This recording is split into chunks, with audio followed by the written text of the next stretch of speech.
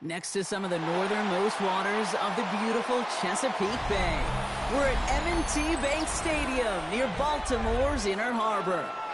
Today, a fun matchup in store between the Tampa Bay Buccaneers and the Baltimore Ravens. Chase McLaughlin to kick off for the Buccaneers. Ball is teed up. Chase McLaughlin to do the honors. And we're underway from the bank. And this will be a touchback, so we're going to need our first snap to see the first action of this game. Offense out now to get us started. It's 1st and 10. There's Derrick Henry getting it on the ground. And he'll manage 3 there to begin this one. 2nd and 7 coming up. You know, Kate, that might be a little bit of a disappointing run to him. He wanted more. They always do. That's exactly what they were after offensively to get this drive moving. Lamar now from the gun. Buying some time right. This one is hit by a defender and winds up incomplete. All right, partner testing the perimeter early there. Coverage held up. Could be a tough day for those outside receivers to make an impact. Okay, partner, testing you here. You've heard me say this a lot. Okay, coordinator's job is to get you man-to-man coverage, and your job is to wait. And the tackle's made just beyond midfield at the 48. Give him 13 on that play. And that's good for a Ravens first down. I'm not sure how this defense let that guy slip through him like that. On 3rd down, nonetheless, he took that snap as an opportunity, and man, did he make an impact play.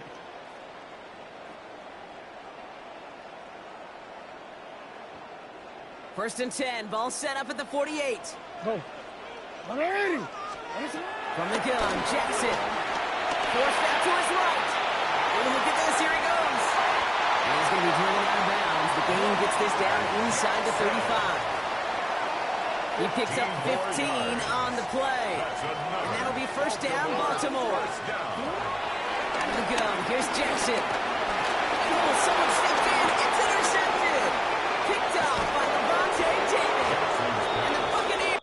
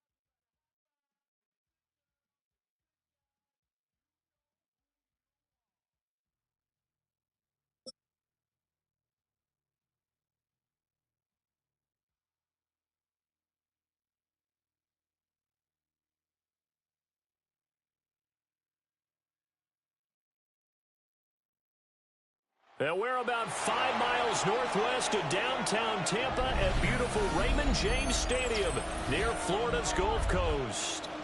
Coming up is a rematch of Super Bowl 55, as it'll be the Kansas City Chiefs taking on the Tampa Bay Buccaneers. Harrison Butker to kick off for Kansas City. Harrison Butker ready to get us started. This should be fun. The Chiefs and Bucs are underway from Tampa. And he's up across the 25 and down at the 28. At their own 28-yard line.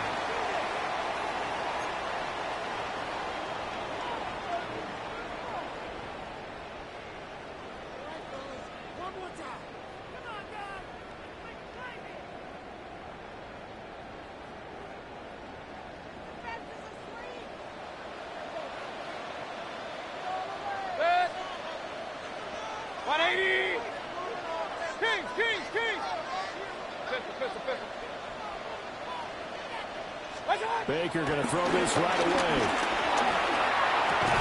He'll find his rookie wideout from Ohio State here. And he'll be out of bounds just shy of the 40. Getting it to him in space pays off big time. That winds up going for 31. So now 1st and 10 in Chiefs territory at the 41. Baker going to give it to Irving. Trying to find a lane, but instead he'll get back to the line of scrimmage. And no more. At the 41. And we're at the 41, 2nd and 9. 2nd and 9. Here's Mayfield. And he's taken down. A Chiefs sack. It was Leo Chanel who got in to drop it. On the play. It's 3rd and 15.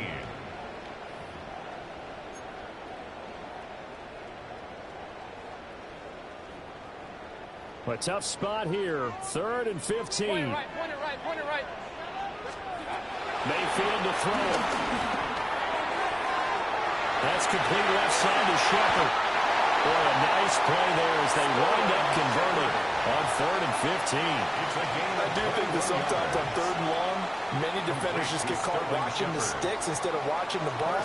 And the guy has got it, because here, they just got the ball into the receiver's hands and told him to do it yourself, a little bit of a desperation play. And he was able to take the short throw and turn it into a big game and a conversion on 3rd down. That's a big pickup. And he is out of bounds, looks like right at the 15. And that's good for a pickup of 10 yards. And they'll be left with a 2nd and about a foot. 10 yards on the pickup. It's 2nd and inches at the 15-yard line.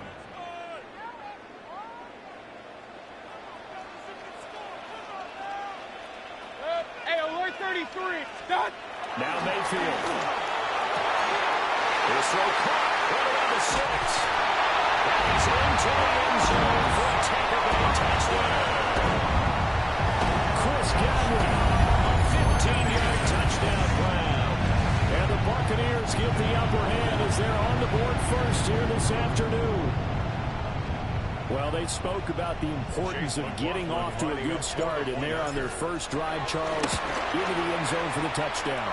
And what an advantage for them. They're already clicking one drive in, didn't need to wait to get up to full speed. We had heard about the extra time they put in with each other, trying to learn each other's skills, what they liked, the whole deal, and it paid off early in this one. I would expect them to keep firing on the next drive and keep that connection going.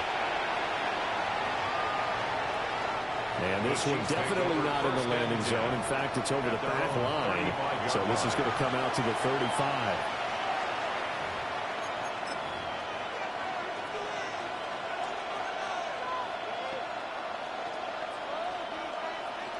Mahomes will lead the Chiefs up 1st and 10 at their 35-yard line. Hey, 57. What's that? They'll come out throwing here to start the drive. And the throw left sideline here is caught, but they'll rule it incomplete. Couldn't keep his feet in. 2nd down. That was an interesting look there, because as soon as he got outside the pocket, I thought he was going to take off and run for yardage. But what often happens now with these quarterbacks who can move, defenses want to try and keep bodies in front of them, and I think that discouraged him from taking off. and made him try a pass downfield that fell incomplete. Here's Mahomes to throw. And that falls to the ground, incomplete. A nice job of bodying him up defensively. And now it brings up third down. Even the greats in this game, and he certainly qualifies as one of them, they're going to have trouble if they continue to throw into double coverage. He better be careful. Throwing into too much double coverage might have a couple of them picked off. Now they face a 3rd and 10 after back-to-back incompletions.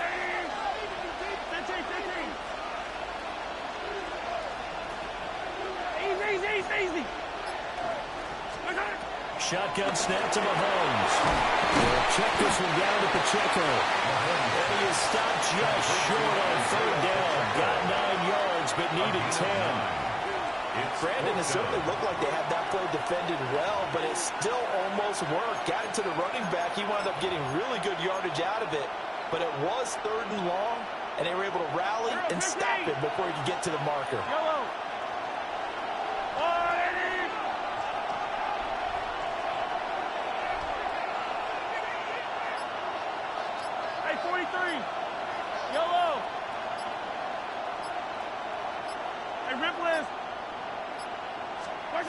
Mahomes throwing on 4th.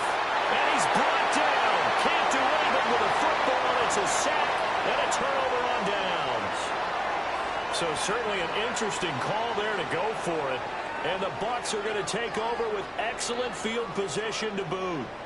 So here's a 1st and 10 at the 38. Running the toss to Irving. Down the right sideline. Touchdown, Tampa Bay. Bucky Irving, 37 yards. And the Buccaneers are able to strike quickly to add on to their lead. Extra point by McLaughlin is up and good. And that'll make the score 14-0. Chiefs, nothing. Chase McLaughlin to kick off for the Buccaneers. Following the touchdown, here's McLaughlin to kick off. And this will be a touchback as that sails over the end line. 35-yard line.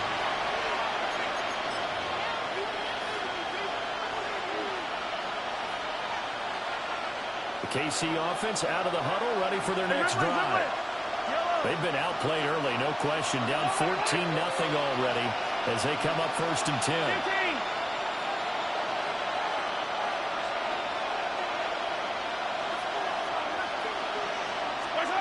Looking to throw is Mahomes.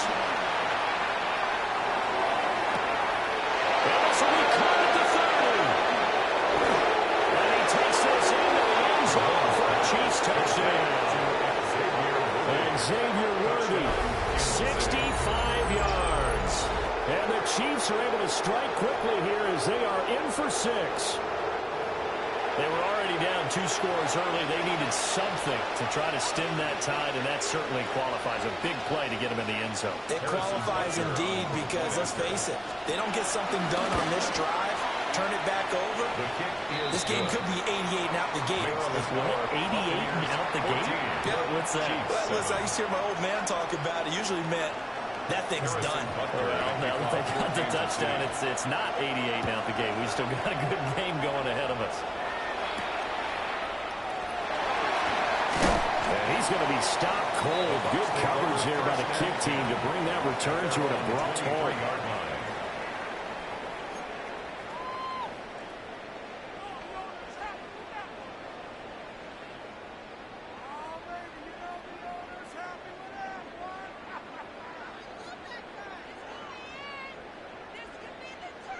The Bucs offense set to begin their next possession.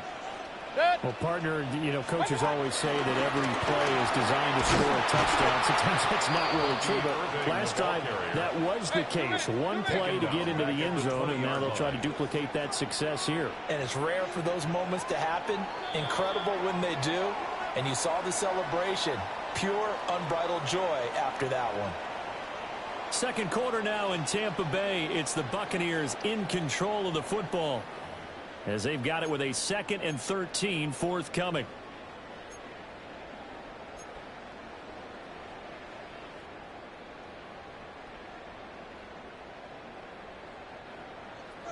Hey, alert, alert, alert, alert. Good sick. Watch out. Mayfield. There's a short one taken in by Otten. And they're able to get this one across the 35. 18 yards on his first catch of the game. It's a first down. So many times in my career I've heard coaches talk about completions are one thing. As long as we're there at the catch and we get guys on the ground, we can live with that. But if you're going to give up 10, 12, 15 yards after the catch, then your defense is going to be in a lot of trouble. No, he was hit as he threw it there, and that one winds up incomplete. Partner, what we're seeing so far is the defense is certainly coordinated. Both levels doing their jobs in tandem. The back helping the front helping the back. The pressure got home on that last play and forced him to try and throw through contact and shorted the sticks. Mayfield looks to throw. McKinnon is complete. And out of bounds on the other side of midfield at the 45. The Bucs passing game looking good on this drive. It's a first down.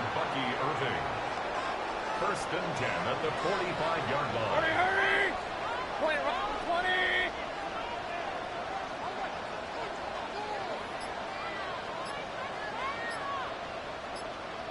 Watch out. From the gun, Mayfield. And that'll be off the mark, too far out in front, and it's incomplete. Well, they've been back on their heels a little bit here on this drive, but a chance to exhale just a little bit there with incompletion on first down. Now they have to gear up, try and get 2 more stops, and escape this drive.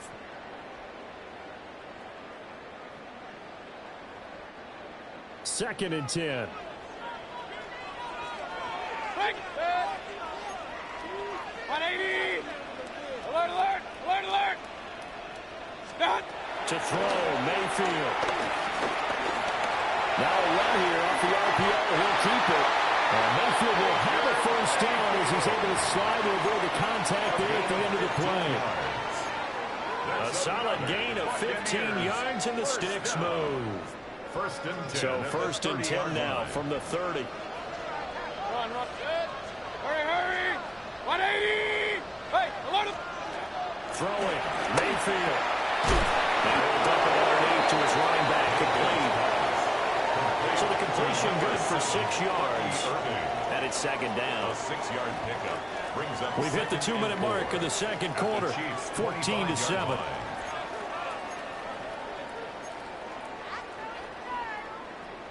From the 25, here's second and 4. Hey, alert. What's up? Mayfield down. Open man is Ibuka.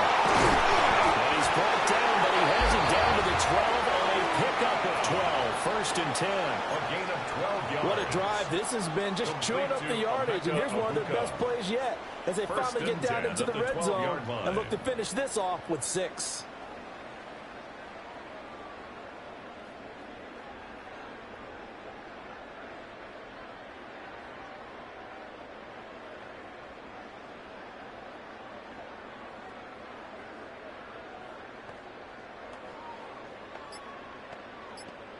From down at the 12, it's first and 10. Hurry. 180. What's up? They run out of the gun with Irvin. And this play goes nowhere. Losing yardage back to the 15. That play blown up on a really nice effort by Jerry Tillery. Well, how about the big guy there showing some agility? He just flowed from his D-tackle position in order to make that play.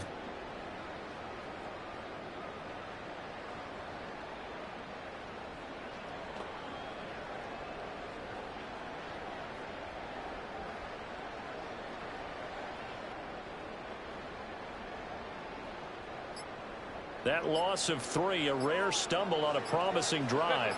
Here's second and 13. King. What's up? They'll look to throw. And he's got it. Caught end zone touchdown, Tampa Bay. Ibuka, a 15-yard touchdown grab. And the Buccaneers will extend their lead in So, Charles, that's 3 touchdowns on 3 drives, and it's just been an offensive barrage so far. Great word, partner, using barrage right there. I'm going to add another word if you don't mind. How about perfection? No surprise that they're leading right now. Absolute dominance throughout this ball game, and no signs of slowing down. Extra point by McLaughlin is up and good. And it's now 21-7.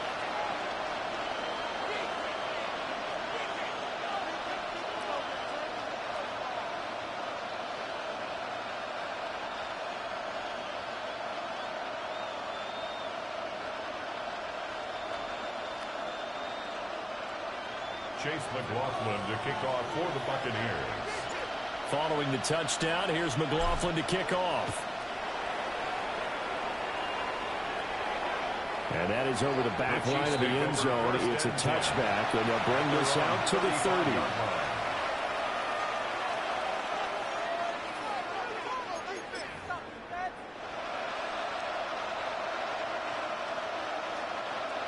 The Chiefs offense about set to begin this drive. Well, not much time remains here in this first half. We'll see if they can get something out of this drive, at least a field goal. They could certainly use it, down by 2 scores. Mahomes now to throw. On the RPO, he'll keep it himself. Now he'll let it go on the run. Deep left side. Oh, he had a man open. He overshot him. It's incomplete. There are not many times where you might say it's a detriment to have a quarterback with a cannon for an arm, but this might be one of those few times. He just laid that one out there a bit too far, and his receiver couldn't run under it. Here's 2nd and 10. Hey, 43. In motion, the tight end, Kelsey.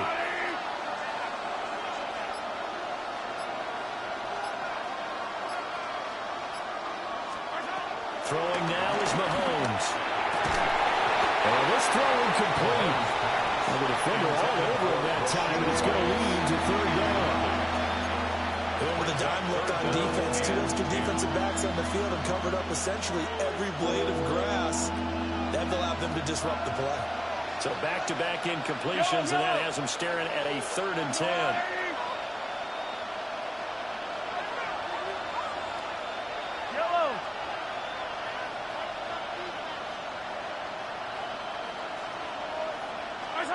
From the gun, it's Mahomes.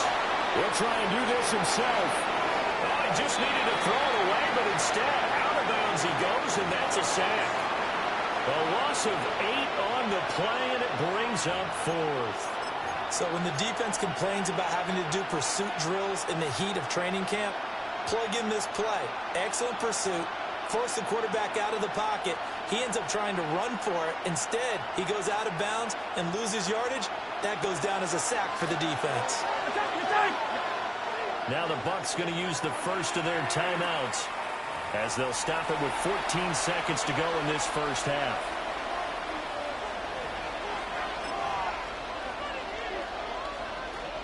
And how about this? 4th and long, and they're going to go for it. Yellow. Hey, 57, 57. Yellow. Yellow. Heroes 15.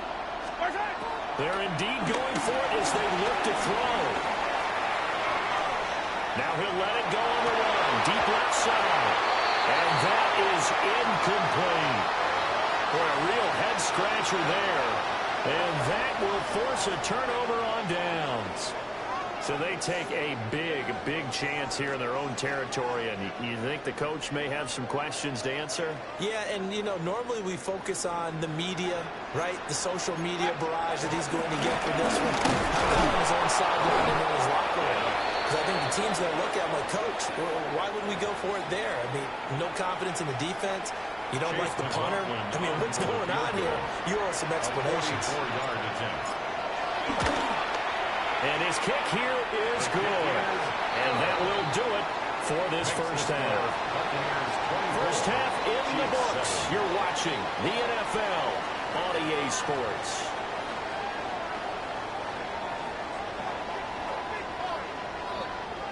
to kick off for the Buccaneers. It'll be the Chiefs football to begin quarter number 3, and they trail here as we are back underway now on EA Sports. And this one definitely not in the landing zone. In fact, it's over the back line of the end zone, so this ball will come out to the 30 now. The KC offense out of the huddle, ready for their next drive. And you have to think, Charles, down 3 scores already. They need to play an almost perfect second half to have a solid chance. And that absolutely starts with finding some way to put together a touchdown drive here. They need to be smart, fast, efficient, get the ball to the end zone, and do it again multiple times in order to have a chance to win this game. And he'll go down, but not before getting this inside the 30. It's nearly a 40-yard gain on the opening play of the quarter. Despite writing it down on my notes, I never give enough credit to the offensive line, and we have to here. The protection, that's what made this play a success. Quarterback had to wait for his crossing route to develop, and that takes a little bit of extra time. Excellent job by the big fellas up front.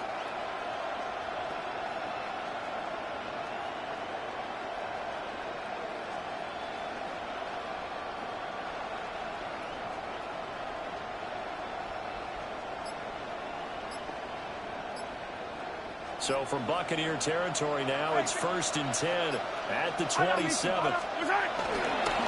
Headed straight, it's Pacheco. And they've got it in the red zone now, down at about the 19. Taken down. A good run there on 1st down, and it'll leave them with a 2nd and 2.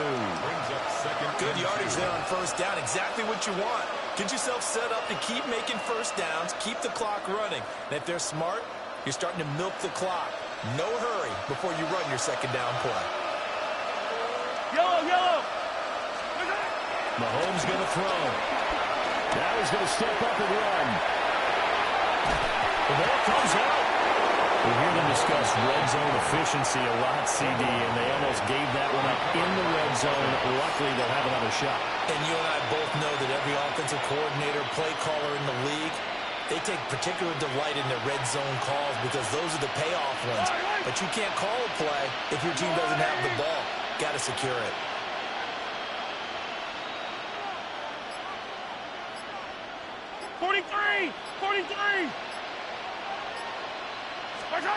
Now here's Mahomes. Now a run here off the RPO. Touchdown! And Xavier Worthy. 2 catches, 2 touchdowns here so far. And the Chiefs are able to cut into this lead as they score on the opening drive of the second half. That's a score you felt they had to have here in the 3rd quarter to get back in this game. And you know that there was an emphasis on their side. Hey, we know this. We know where we are. But sometimes that binds you up so much that you try too hard and you don't get the score. A perfect combination of urgency, yet relaxed enough to get it done. Harrison Butker to kick off for Kansas City. Now after the touchdown, here's Butker on to kick it away.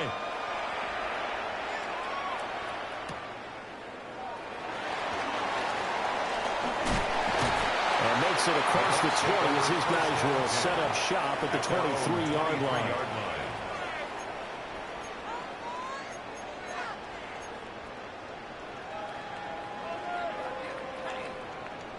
The Tampa offense ready to get their drive started.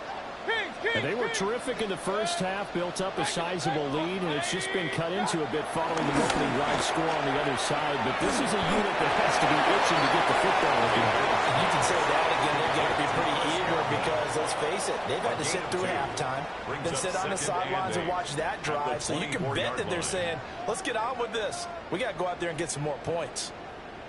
From the 24 now, here's a 2nd and 8. From the shotgun, it's Mayfield. And he whips that one incomplete there. I see the surprise in your face there, partner. That is a rare incompletion from him. He's been on point this entire game. He has percentage completion-wise way up. Not that time.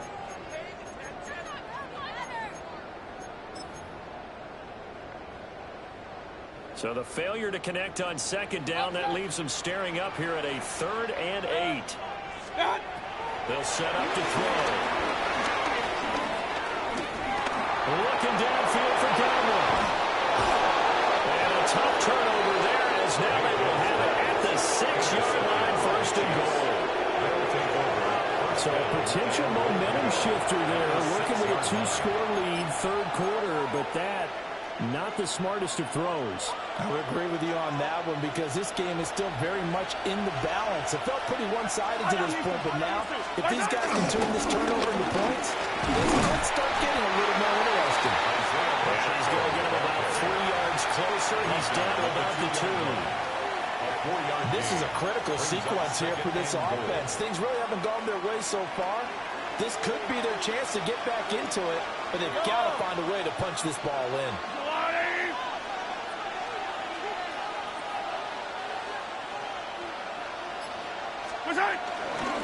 Pacheco is not going to get back to the line of scrimmage as they'll tackle him at the 3.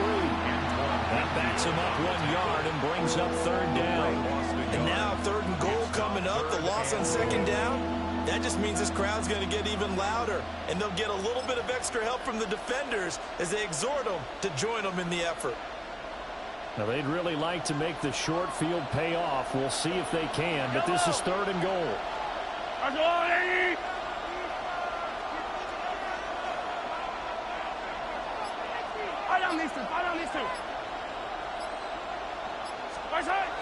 To throw, it's Mahomes. And he's got it. Touchdown, Chiefs.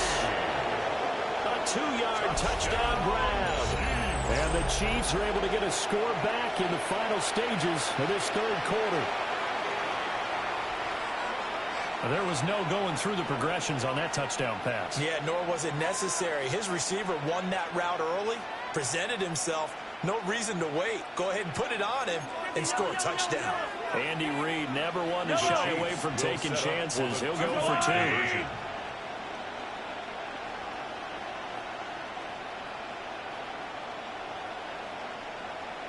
Color. Mahomes will throw for it.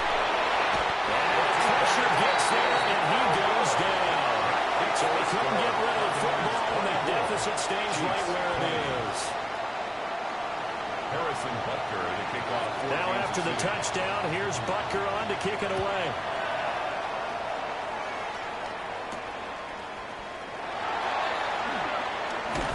And he will be taken down here on the return on what will wind up being the final play of this 3rd quarter. 3 quarters in the books. You are watching the NFL on EA Sports.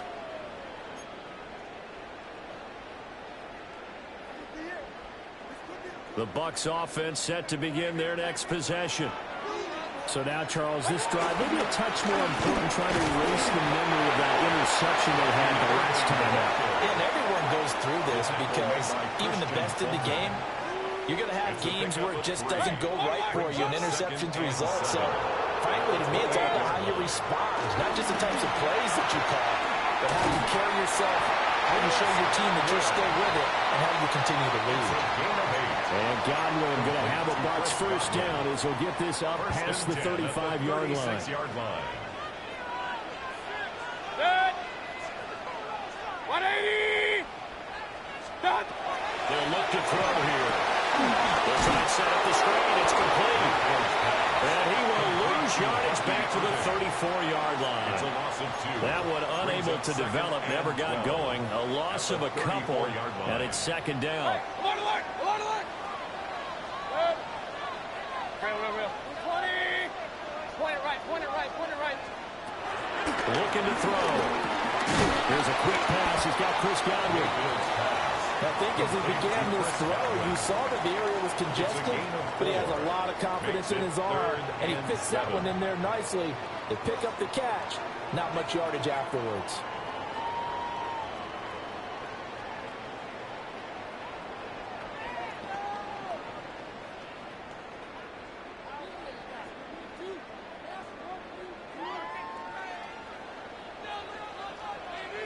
Fourth quarter, down to the final 2 minutes, and we've got a 1-score game.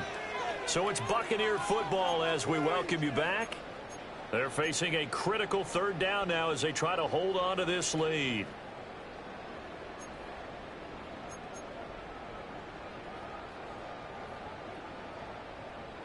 So 7 yards from the first down here as they come up to the line of scrimmage.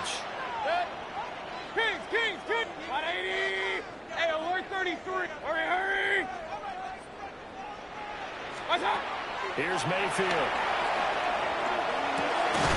Out to the right here to Shepard. And he's going to have the Bucs first down as they're able to get the third down conversion. Well, that's now 4 completions in a row. A good bounce back following the interception last drive. Certainly not letting it affect him, that's for sure. And we all know interceptions are going to happen. So the big trick, don't let it affect you going forward. Most of the good quarterbacks, they just tell the ball boy, get that one out of the rotation, give me a fresh ball, and let's go. He's got his offense moving again.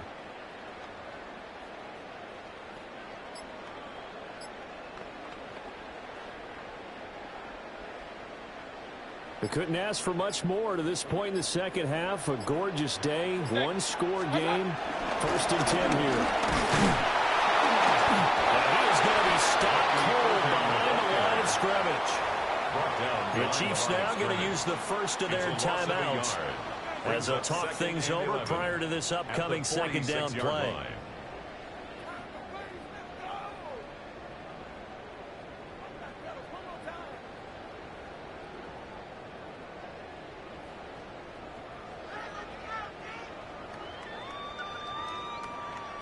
Alert, alert! Alert, alert! Hey, alert, alert! Alert, alert! Good. 180! Good. So instead of running, Mayfield's going to throw it here. He's got his receiver. That's Ibuka. And he is going to have a Bucs first down. All smiles on that sideline. That should be the one to do it. And this was a nice example of an offensive coordinator scheming his guy open. Just a little underneath route, just trying to free up some space. And it worked awfully well. Got him not just space, but plenty of room to run after the catch to pick up really nice yardage.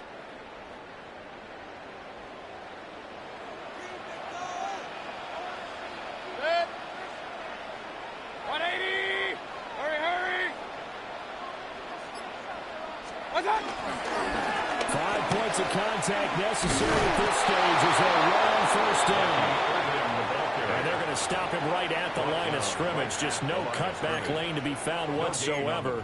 2nd and 10. I guess the simple question, why not just take a knee there? I don't understand either why you would take any sort of a chance. We've seen it happen in the game of football. Doesn't matter whether you've watched high school, college, or the NFL. Some people get a little greedy, try to get that extra running play in, and it can backfire on them. The Chiefs quickly now going to use the last of their timeouts as they get it with 26 seconds to go in the football game. Charles, why didn't they just take the knee there? You're asking the question that I'm asking as well, because we've seen a lot of football where coaches decide maybe they get a little greedy. I don't know if they're doing it for stats or for what reason. We've seen it happen in college and happen in the NFL. The miracle of the Meadowlands. All they had to do was take a knee and the game was over. The Giants ran it one more time. Ball popped free. Philadelphia picks it up and wins the game. What year was that? 1978. I think it was in November. So fire the cannons. It's a victory.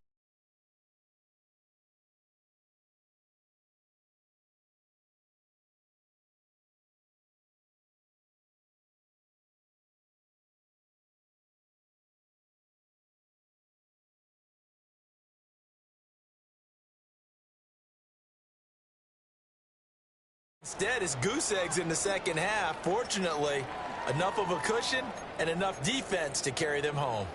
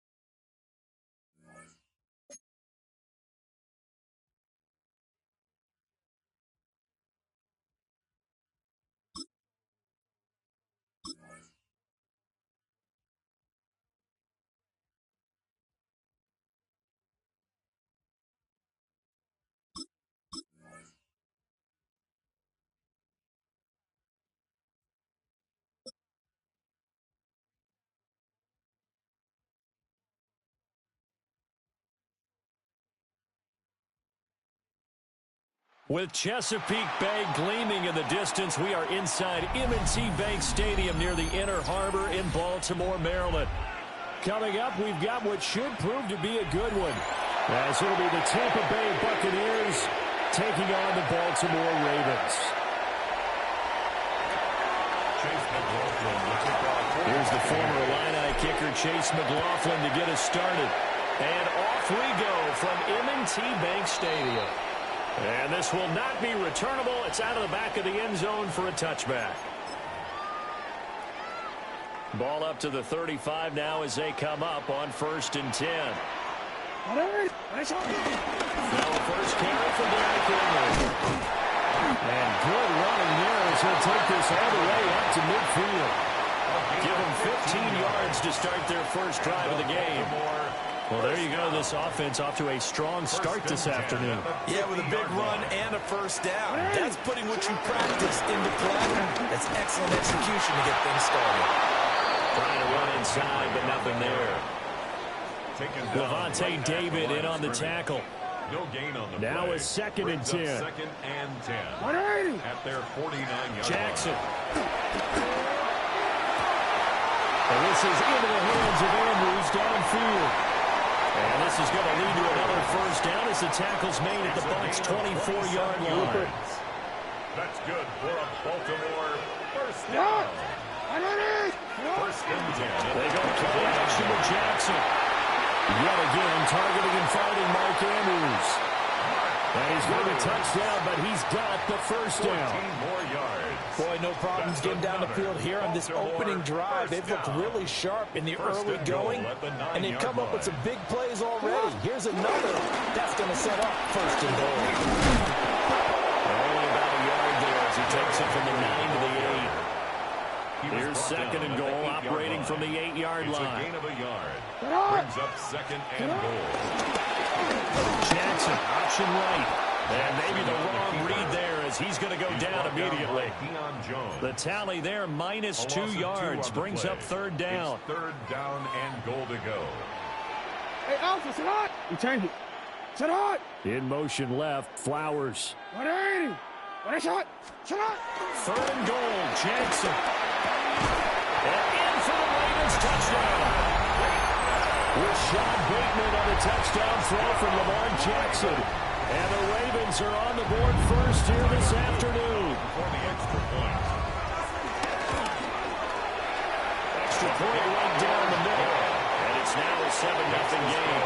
Ravens 7. Buccaneers nothing.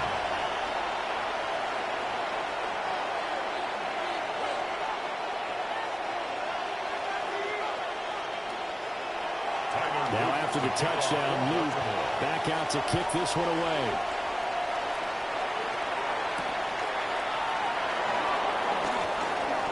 Now a piece here as he's past the 30. The Bucs take over 1st and 10 at their own 33-yard line. Now Mayfield and the Bucs come up on 1st and 10 at the 33-yard line. They'll start on the ground with Irving. And he maneuvers up the middle for 3, and it's 2nd down. Raymond, to me, what's important right here on this drive is for them to get at least 2 first downs. They've got to give their defense a chance to settle down, catch their breath a little bit after they give up a touchdown. Oh, his first throw of the game going to be intercepted. And he's able to get it back to the 41-yard line. Mayfield's pass intercepted. The Ravens take over 1st and 10 at the 41-yard line.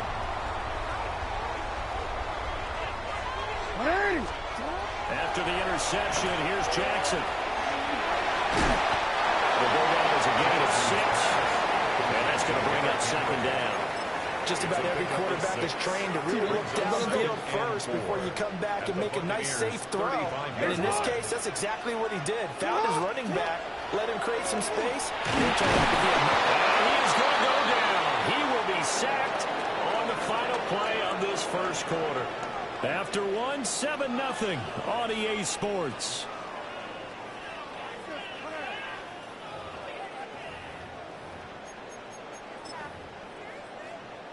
Now after that sack, it's 3rd and long for Jackson and the Ravens. From the shotgun, he'll look to throw. Well, this pass broke it up. Excellent coverage there on third down, as that was not an easy one to hold on to. Results. Oh, that's going to hurt a bit because they needed to come through with a completion there. Now a drive that started with great field position is facing fourth down. Jackson and the rest of the offense staying put. They will go for it on fourth. Jackson. Work in the middle of the field, and he's got a man complete. And he is going to have a Ravens first down. And they convert in style right there. A big play on fourth and long. First and 10 at the 30-yard line. He's going to be met at the line of scrimmage and taken down. No gain there as he kept it himself at second down. Second and 10 at the Bucs 30-yard line.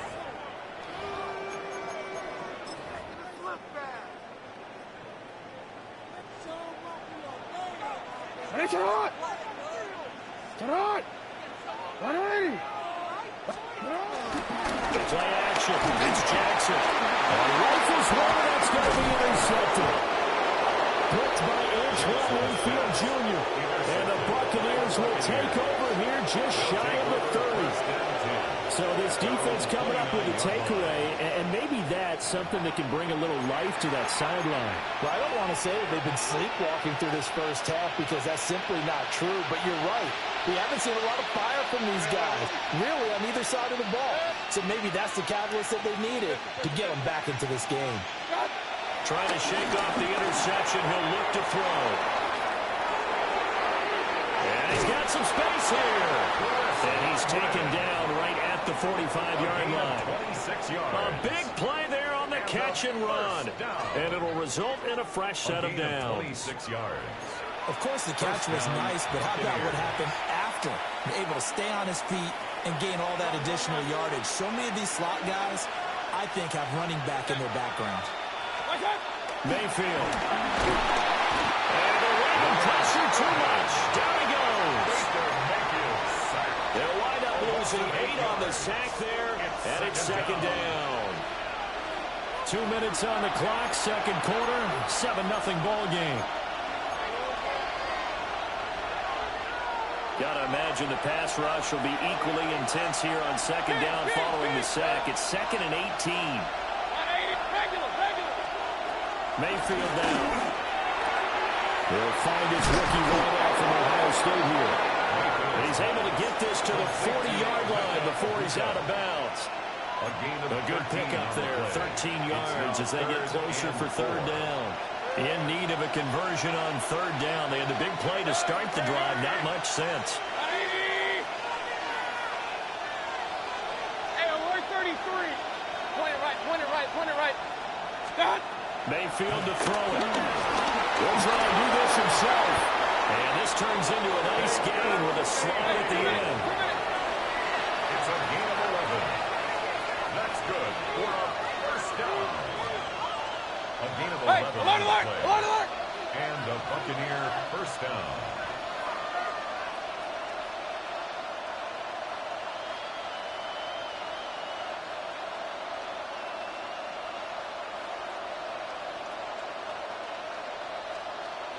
What's that?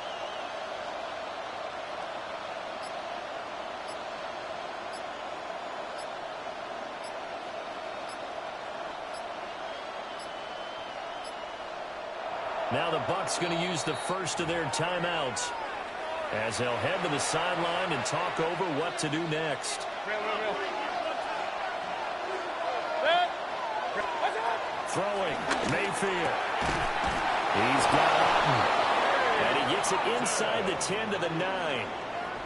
Another nice gain. That's now 30 yards between those last two plays. Just picking up yardage in bunches here these last few plays. They have moved right down the field, and just like that, they can be set up with a first and goal.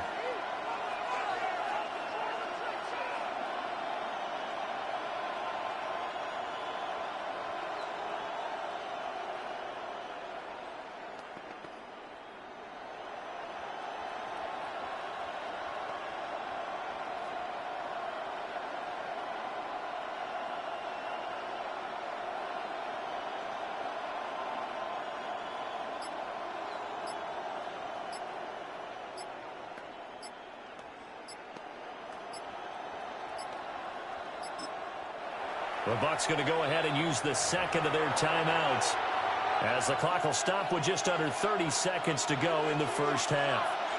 A chance now to get even before the break as they come up first and goal. 20. Scott. Now Mayfield. This is caught. And in for the Buccaneers touchdown. Bucky Irving. A 9-yard touchdown ground. And the Bucs are on the board here in the final minute of the first half. Good bounce-back drive right there through the pick on drive number 1. Drive number 2 leads them right down the field into the end zone. Agree totally. Excellent bounce-back, tremendous poise, confidence never lost, and obviously he transmitted that to his teammates as well. What a really nice drive. Extra point by McLaughlin is up and good. And that is going to tie our game as we approach halftime. Chase McLaughlin to kick off for the Buccaneers. So only even at 7 now as they kick it away. From his end zone, here comes Justice Hill. And he'll be stopped up at the 25. At their own 25-yard line. The Raven offense set at the line for this next drive. And with time quickly fading here in the second quarter, not sure how aggressively, offensively they want to play this. I think we'll find out just how much they trust their guys in this situation if they decide to take a shot. Well, that one drops down, incomplete. Good coverage there, forced the ball free, and it's second down. He did an okay job of absorbing the hit, just couldn't secure the football through the catch. And he was right there on the spot and forced the incompletion. That's something defenders work on all the time. If you're there, make the contact, but continue to work your way through the receiver so that you can't possess the football and turn it into a catch. And this is going to be called in by the tight end Andrews. And the Ravens going to use one of their timeouts. A gain of 17 as they'll stop the clock with 12 seconds to go in this first half. First down. First and 10 at the 42-yard line.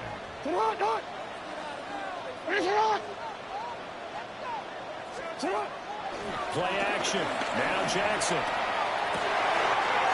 Bateman's got it. Now the crossing route here. Well, he's going to be shoved out of bounds inside the 15-yard line. And with just 4 seconds left in this first half, a timeout call. And the offense is saying to itself right now, only they were all this easy because he was wide open. And once he made the catch, plenty of room to work his way downfield. That was a breakdown on the defensive side of the ball, one that they want to fix immediately. And he's caught. Well, the Ravens are going to be set up with a first and goal on a pass play that moves them all the way down to the 1.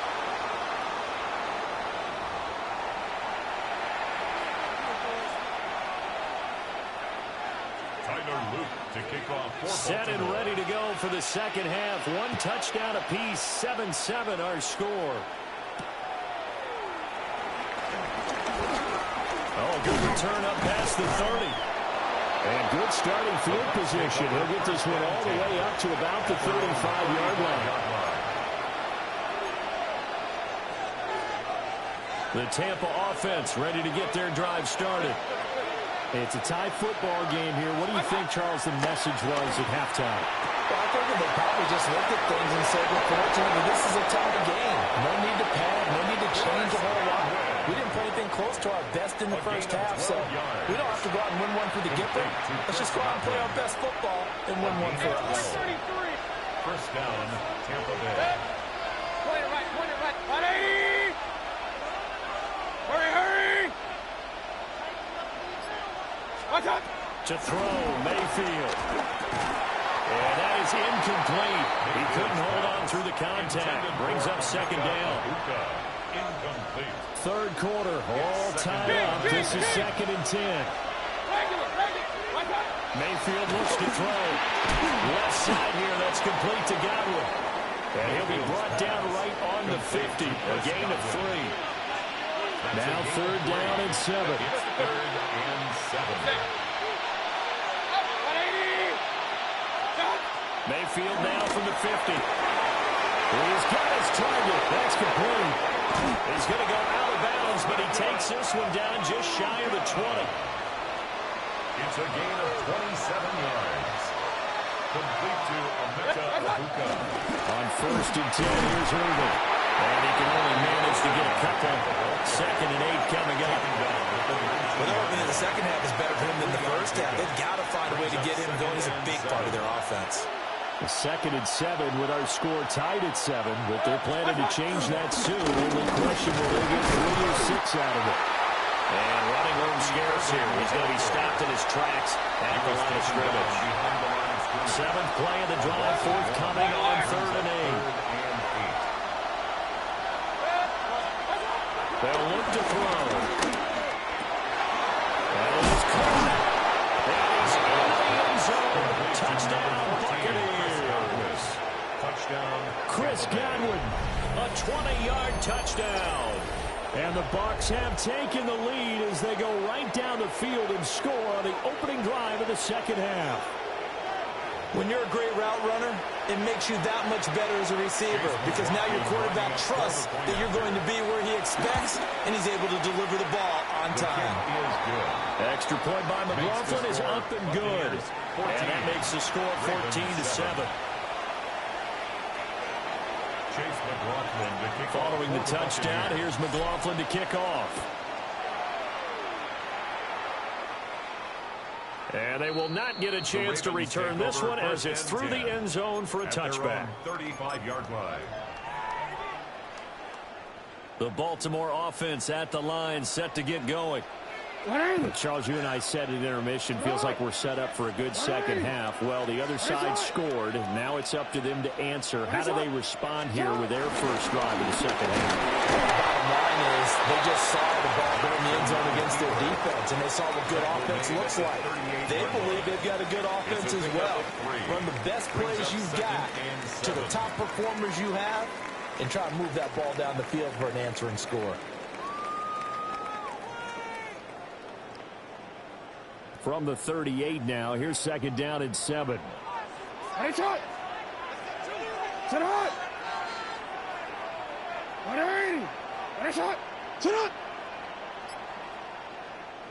And now whistles and a flag, and I think we got a jump here. As an inside linebacker, got to be a little bit more poised. No doubt about it, because they get a little bit of flexibility, especially when they're trying to stuff a gap. You know, we get that double A gap look. This time he got too eager and got too deep into the backfield.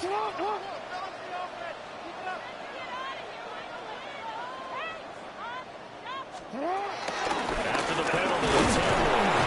And he'll only get a yard to bring up 3rd and 1. I think a major focus of the halftime means had to be figuring out how to create space for the running game to get operating. Well, you pointed out to me at half, seems accurate. That line has struggled to sustain blocks. Yeah, I would agree with that totally. They've got to focus on staying on their double teams at the first level, make sure that block's secure before they slide off, and try and chip someone at the second level.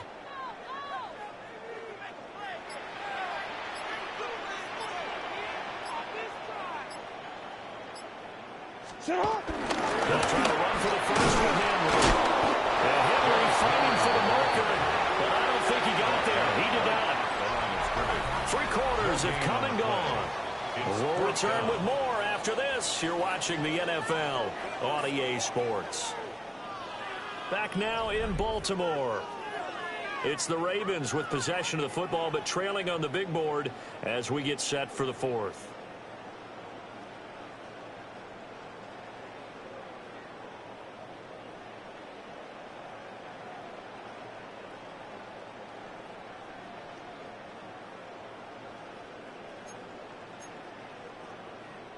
One score down. Here we go. They're going to go for it here on 4th down. They'll try and run the option. And they're going to stop him on 4th and 1 as he'll wind up going backwards. They couldn't ask for much more to this point in the second half. A gorgeous day. One-score game. 1st and 10 here. And give him 6 yards here as he stopped near the 35 at the 34.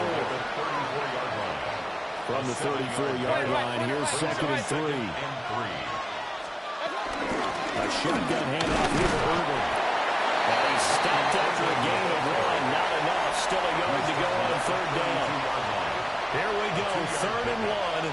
gut check time on both sides. Here's Mayfield. Able to find the open man. That's complete.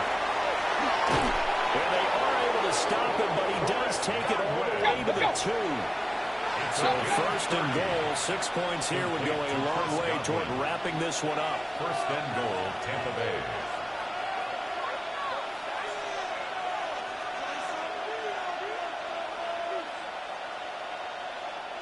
And now we won't see a play on first down. We're going to get a timeout instead. It's just their first. They'll be down to 2 remaining as we step aside here in the fourth quarter.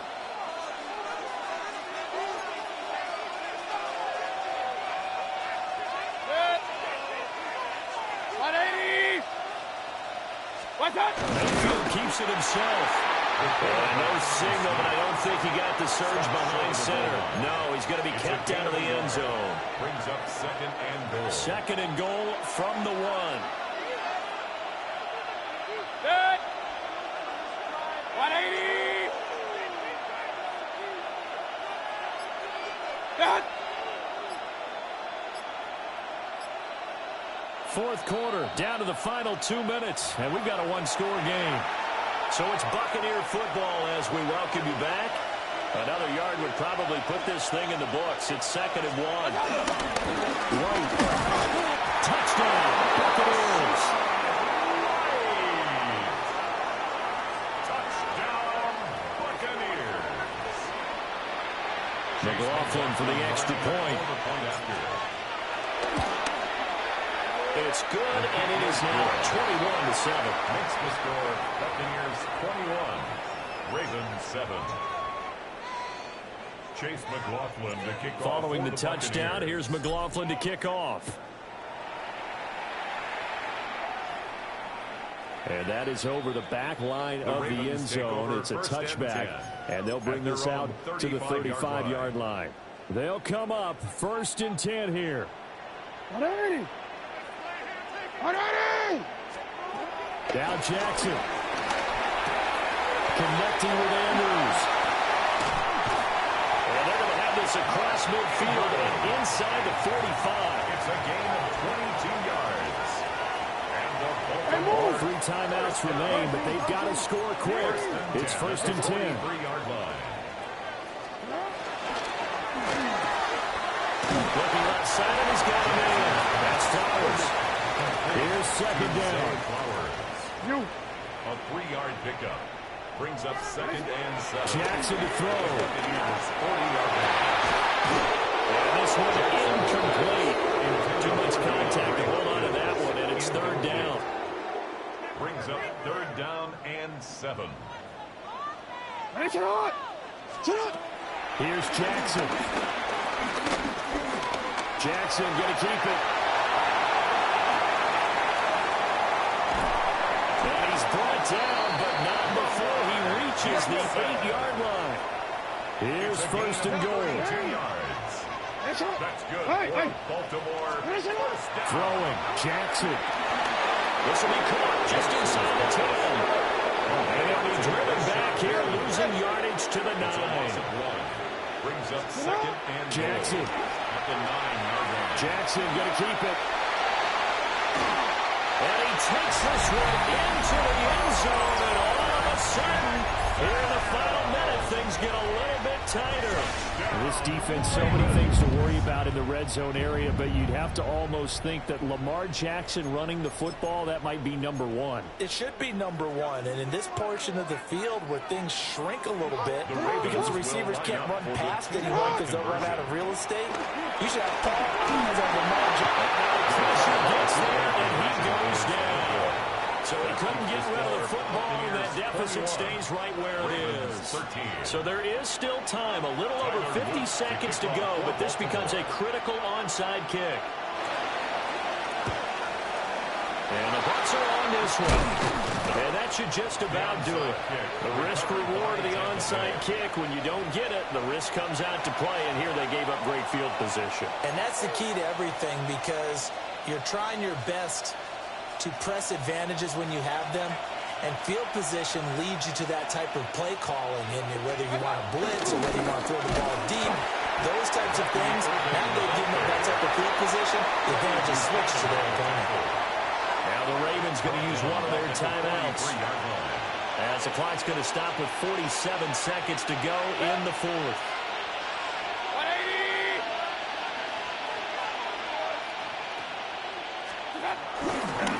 Another run on second down, trying to cover up.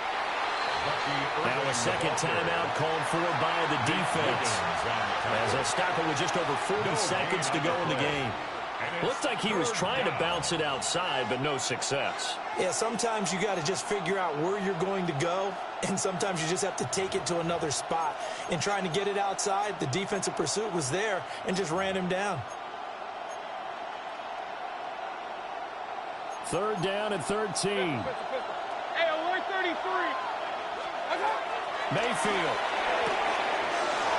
finding Sterling Shepard for his first catch. Ravens going to use their third and final timeout.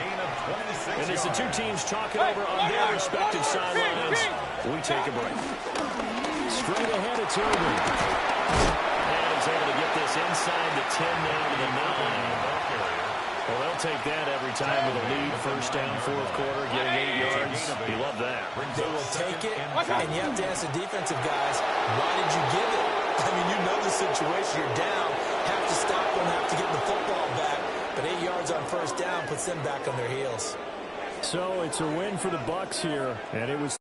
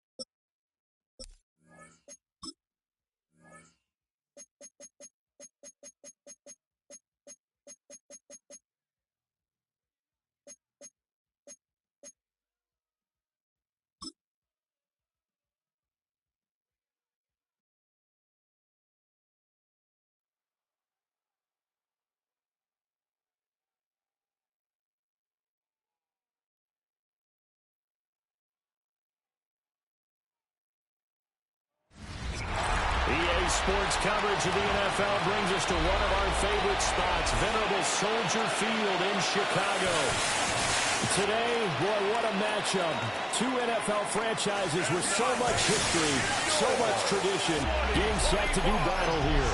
As it'll be the Green Bay Packers taking on the Chicago Bears.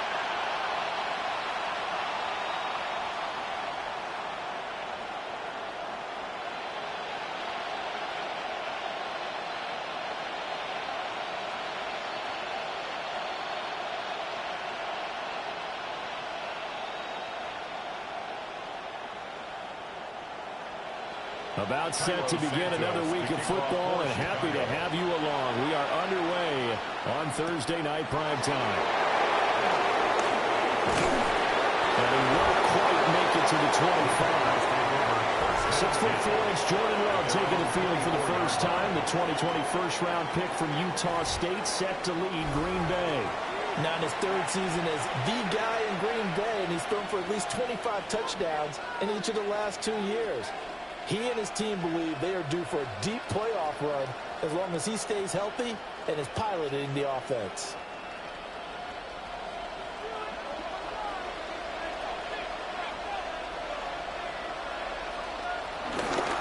First carry for Josh Jacobs.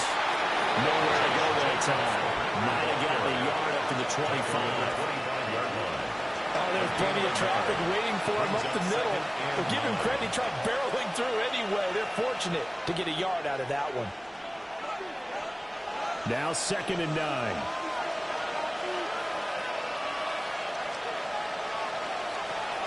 They'll stay on the ground with Jacobs. And from the 25, they work this to the 29, a gain of 4. I think that's the type of run we'll continue to see throughout this game. The snow coming down, I don't expect a lot of big plays to be broken. And they'll look to avoid an early 3 and out here on 3rd and 4. To throw now, here's Love. Look in the middle of the field, and he's got a man complete. And he's going to have a Packers first down as he's able to get 8 yards there on 3rd and 5. For a Packers first down.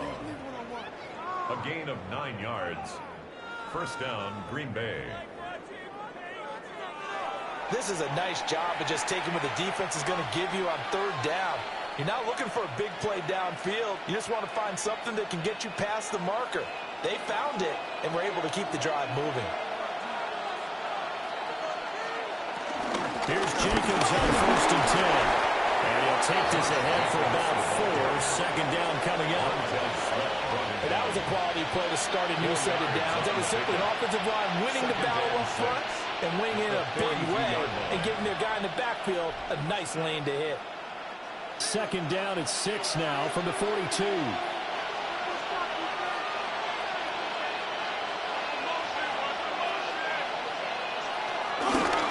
Running straight ahead is Jacobs. And he'll get it out to midfield. Looks like a spot right at midfield at the 50. 7 yards there and a first down. They did tell us they wanted to establish the ground game early, didn't they? They did, in a small sample size that we've seen so far, but pretty good return. Yeah, you got to like that. They've strung together a couple of first downs, established what they wanted, the running game. And guess what? They also got their lead guy running it pretty well, too. I don't think anyone in the building fooled right there, as that one is going to blow up in their faces. He was brought down by that's going to go as a loss of 6, and it'll set them back for 2nd down. I like the idea to mix it up from time to time because, let's face it, you can't be predictable. But the execution was a little lacking on this one, right? They might want to go back to the drawing board with that call. Play action this time with Love. They'll get this into the hands of the rookie from Texas. And they're able to work this to the 25 before it's all said and done. Getting it to him in space pays off big time. That winds up going for 31. First down. 1st and 10 at the 25-yard line. Well, things are looking pretty darn good on this first drive, aren't they? Came right out, set the tone, this time with a big pass play. And if the peek behind the curtain that they gave us or their game plan today, I don't think that's going to be the last one we see. I think you're exactly right about that. Jacobs going to try the middle. And he'll manage to pick up about 4. It's second down. And hold on here, because on that last run, it looks like we have a player who was shaken up. So as the medical staff takes a look, we'll step aside.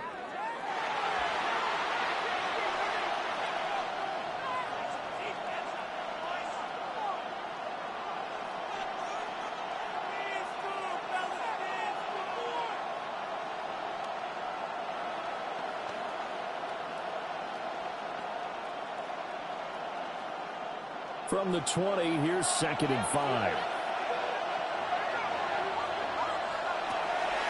They will run the draw with Jacobs. And he'll get him inside the 15 down to the 14-yard line.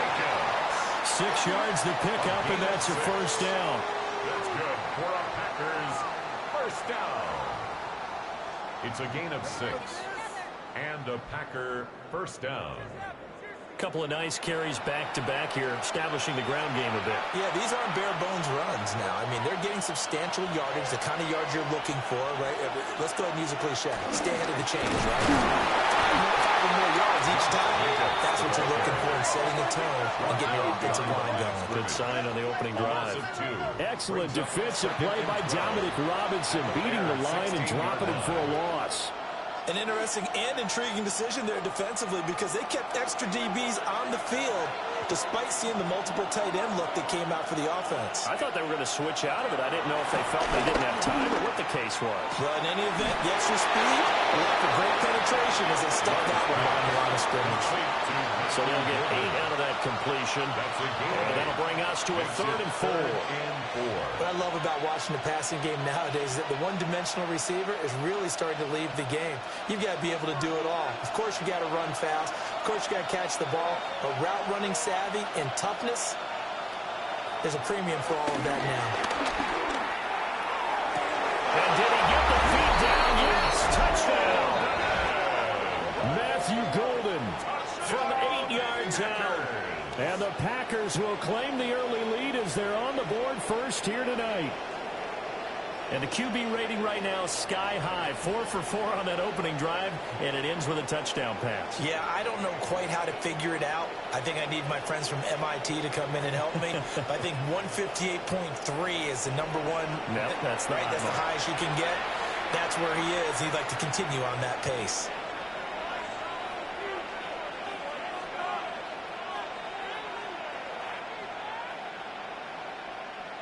On here, Brandon McManus for the point after.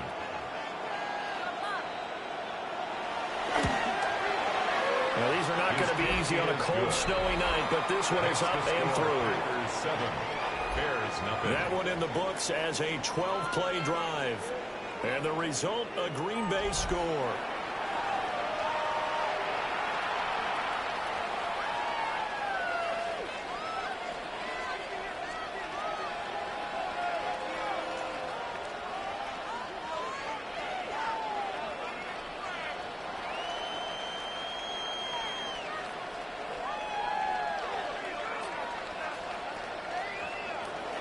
After the touchdown, here's McManus now to kick it away.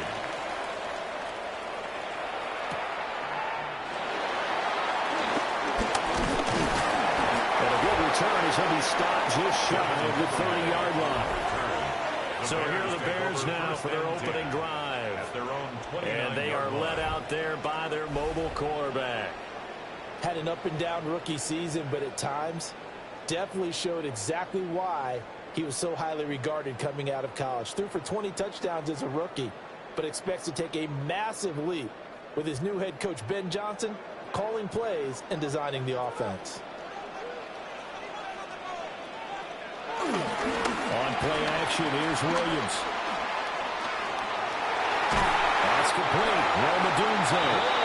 And brought down, but not before reaching the 45-yard line. 16 yards right off the bat and a first down. Bears, first down. 1st and 10 at the 45-yard line. Defense gives up a touchdown the opening drive. Offense, you got to want to get out there and get those points back right now. And that's a sharp throw there to get this drive off to a good start. First carry for DeAndre Swift. He'll lose a yard there, and it's 2nd and 11. Sometimes you just sit back and marvel at what he can do defensively. Speed, strength, quickness, he's the whole package. And that package just wrapped up the runner for a loss. So after the loss of a yard, they'll look to push forward here on 2nd down and 11. Throwing is Williams. That's caught left side, Burden. Williams pass complete to Luther Burden. It's a gain of 3. Brings up 3rd and 8.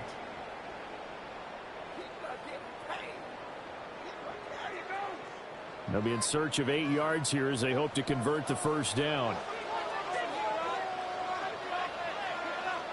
To throw, it's Williams. Maybe he hits him in stride. He's brought down after a pickup of 5, but he needed 8.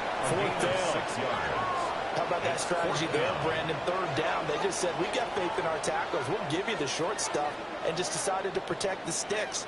So every time I hear fans telling me tackling's not a part of the game anymore, plays like that, I can clip and save and show them you have to tackle well if you want to be a good defense. Well, he will have a first down here at about the 40.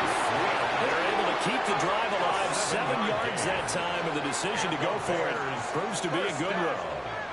The one thing I have learned about this league, more and more, you've got to take some chances. You know, if you play everything conservatively and play everything exactly like, okay, I know what to do in each situation, I don't think you're going to get very far. I love the call there, going for it, even on his own side of the field. Yeah, and even though you're on your own side of the field, they were creeping towards midfield, so not as crazy as if they were back at their own 20. Showed a little faith in the defense too, right? Brings up 2nd and 9. No doubt about it. A really nice job there by the defense, not allowing him to get to the perimeter. But that means your defensive ends, your outside linebackers, the guys that you pay big money to sack the quarterback, they also have to have interest in the running game as well. They did a nice job there holding the point of attack and not giving ground. Give him 3 yards, and now they're left needing a conversion here on 3rd and 6. Brings up 3rd and 6. That play reminded me a lot of a former teammate of mine. We used to call him the trash man. His ability to sift through traffic and make plays was uncanny. And that's exactly what you want from your Mike linebacker. Looking to throw is Williams. And the pressure will get to him. He goes down. Now there is a flag on the play, but this looks like holding on the offense. So they will take the sack instead of the penalty. And it takes another down off the series. But the biggest one of all, do you want to tell the guy who just got the sack that it no longer counts? No. No, not at all. Here comes the Bears punter now, for the Bears, as he should be able to pin him back deep here with his first punt.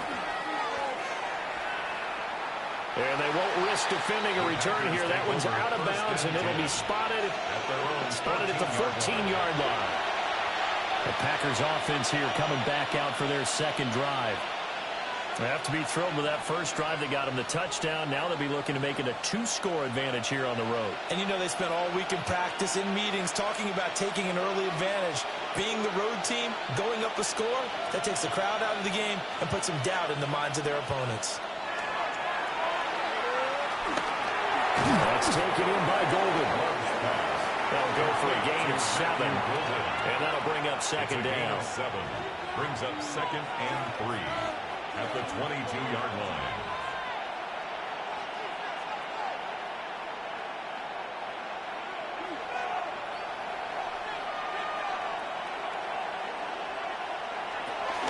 Here's a handoff to Jenkins running left. And he's going to lose yardage here. Back to his own 18. It's a loss of 4. Now 3rd down. Back at the 18-yard That's line. exactly what you're looking for, the inside linebacker spot. Versatility. He can drop into coverage, or as he did on that last play, use his speed to get to the perimeter and knock the ball carrier for a loss. 3rd down and 6.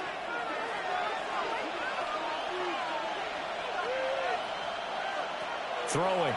Love. And this pass broken up. The contact well timed there. And now 4th down. Partner, we've got ourselves a ball game, and those guys on defense, they came to play. Slipped up on their first series, but they're definitely settling in now and letting it be known the points won't come so easy again. So they're forced to punt on fourth as this one's away. That's taken it around the 40. It's a 40-yard punt, 4 yards on the return. And the Bears take over. Chicago works their way back onto the field here for their second drive of the game. The last series for them, a little disappointing, forced to punt. And now they'll try to do better here and come away with some points as they begin this drive, 1st and 10. The Bears in good field position to start out 1st and 10 at the 45. On the ground and Swift to start the drive. And not a lot of daylight, not really any daylight inside as he's going to be stopped right at the line of scrimmage. Brings up 2nd down. The running lanes have definitely not been there for him here in the first half, and I don't think it's all been his fault. His offensive line hasn't given him much space. A loss results there. To the air, Williams. Well, a quick throw there, but it's going to be incomplete. Yeah, offenses always try to be smart about when they're trying to dial up a screen to the running back because they understand you can only go to the well so many times in a game without the defense starting to anticipate the call.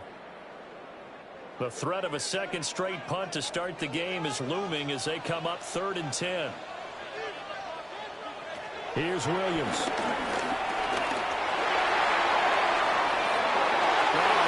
Incomplete. That's exactly what defenses talk about. You've got to find ways to get off the field when you can, especially on 3rd down. And 3rd down defense going to be vital in this game. Able to knock that one away and force a 4th down.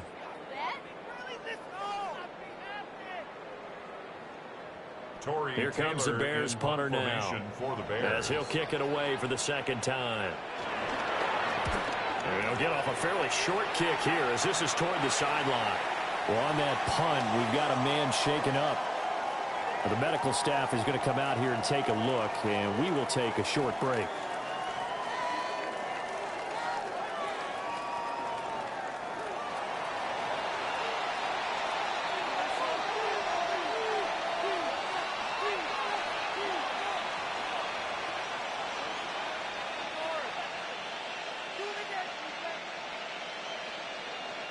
The Packer offense ready to get their next drive underway. The crowd may be losing just a little bit of the edge after back-to-back punts. They want some big plays. They want to see some offense. They want to see somebody break away, whether it's through the air or on the ground. Now it'll be interesting to see where the patience is on both sides. Each head coach, can you hang in there and not try and force something that could put your team in some jeopardy? 2 yards to go, 2nd down.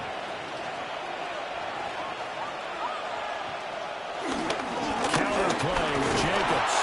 And he'll be brought down shy of the 40 at the 38-yard line. They'll get 3 as the drive continues. It's a 1st down.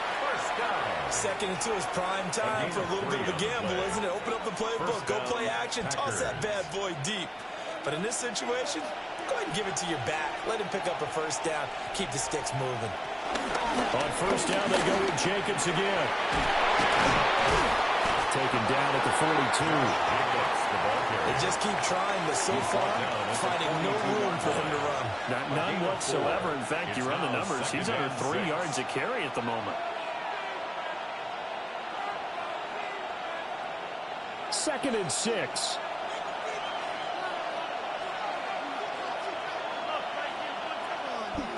Once again is Jacobs. And he gets us to the other side of midfield across the 45 before going out. 41 yards rushing for him now as he's run it 11 times. Well, they're making an effort to get the ground game going tonight. So far, it's working. I like what we're seeing from the offensive line. They seem to have the leverage going and they're controlling things and reestablishing the line of scrimmage, moving that defensive front backwards. But also like what the runner's giving us, too. It appears that he's been waiting all day long to get out here and take off. Oh, that one well designed as he'll take this down to the 30-yard line. 15 more there, and they're on a roll. It's another 1st down. A gain of 15. First down, Green Bay. Well, they're making a real first-quarter statement with a run game, no doubt. For those who remember old-school football, running it, establishing things, seeing backs find holes, get through them, they got to like what they're seeing from this unit so far. Right now, they've decided to, as you said, establish the run game, and they've been successful doing it. They'll get a nice chunk there on the first down run, and it's 2nd and 4. A quick burst there, and he nicely bit off a pretty decent game. The Bears' 24-yard line. Here's 2nd and 4 from the 24. They'll run right here with Jacobs. Now he's brought down, but he has it down to the 12 on a pickup of 12. 1st and 10. A gain of 12 yards. One thing's for sure, this defense has to figure out how to stop the ground game. He's eating them up here in the first quarter. It looks like they have to go to different forces, aren't they? The conventional things aren't working too well. So I remember a coach of mine saying way back when a back's having a great game, you've got to get the ball out of his hands. See how far he can run without the ball. And what he meant was takeaways, not get loose, because maybe you can't just stop him with just regular tackling. It was T.J. Edwards who brought him down. 2nd and 10. As usual, the hallmark of a good run defense, linebackers making plays near the line of scrimmage. Absolutely nowhere to run there. 2nd and 10.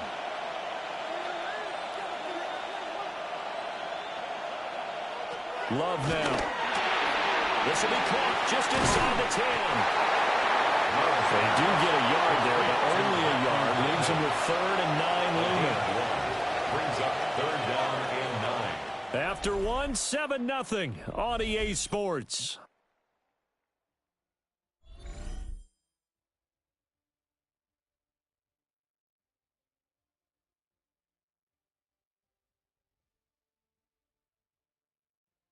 The Packers with the football here to begin the 2nd quarter. The Packers on 3rd down. They've been okay, 2 for 3 thus far. This is 3rd and 9. And he's going to go down. Sacked right around the 17. Kevin Byard, the Middle Tennessee Blue Raider, gets the sack. Oh, free safety blitz. That can be a gamble, but it proves fruitful there. Yeah, you're exactly right about the gamble, because oftentimes the free safety is the last line of defense against a long pass. And when he comes at the quarterback, he better get home and make the play. Otherwise, a big play could result for the offense.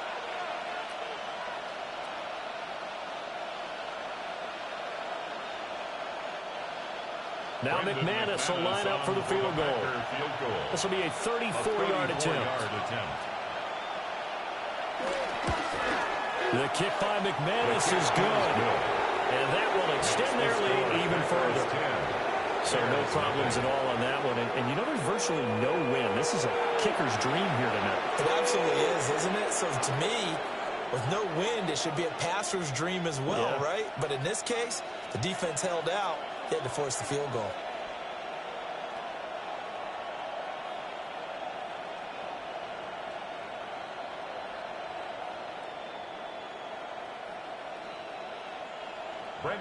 After splitting the uprights, McManus to kick it away.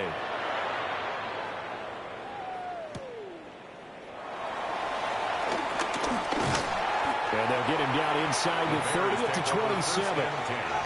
The Bears offense now gets set to head back onto the field. It hasn't gone particularly well for them. That's obvious. In these conditions, no points so far. They've got to get that offense on track. The question, how do they do it? It is the age-old question, isn't it? And to me, finding a way to make sure your playmakers touch the ball without it being too exotic. Meaning you don't have to go deep down the field. Maybe you hit them on those short passes on the perimeter. Make sure you just turn around and hand it to your best runner and get out of the way. Don't cause any extra stress on your offense.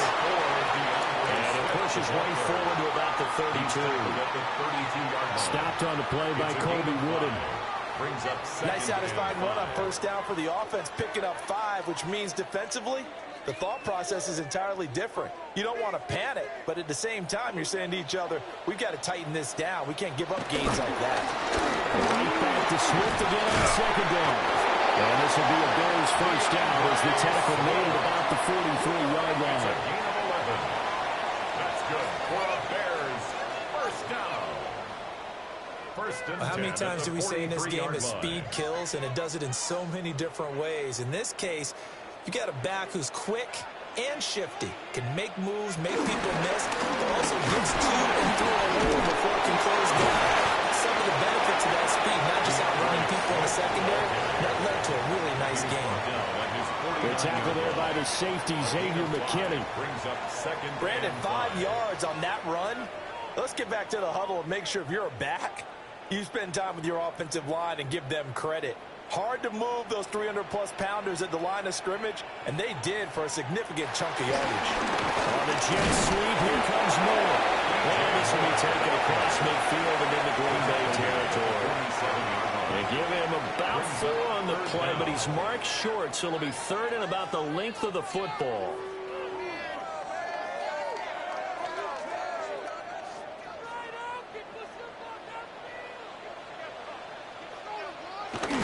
Going to sneak it. He will have the Bears first down, at least at first glance, as they spot the football just beyond the marker. They find a way to convert on 3rd and inches. 1st and 10 at the 45-yard line. There may have been a little bit of an element of surprise there. 3rd and inches, and they go quarterback sneak.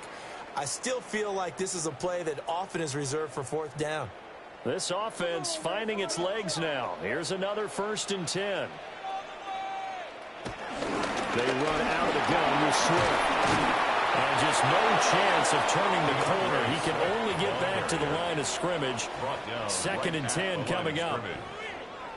It shows you right there, he can do more than just cover in the secondary from that free safety position. Yeah, the evolution of position has really been significant, hasn't it? Because a lot of teams no longer have a free safety, strong safety designation. They just have safeties. So wherever the ball is, one can be close to the line of scrimmage, one can be deep, and vice versa. And that play, how about that tackle we just said? Pretty nice. They get 7 out of that, so they're left with a 3rd and 3. Well, there's an example of patience being rewarded. Ran the ball on 1st down and got stuffed. Most people would scream, throw the ball here. In this situation, they stayed with their roots, stayed with running the football, and they got rewarded. To throw, Williams. Packer pressure, and down he goes. Micah Parsons showing off that elite athleticism as he gets the sack. Boy, every time I see speed like that off the edge, Charles, I just don't know how these offensive linemen do it. I would think that they would get called for holding every play, and maybe they should have been called for holding on that one. Yeah, maybe not just holding, but sometimes you end up setting back in the offensive backfield a little bit farther to try and help you with the edge. That's a penalty as well.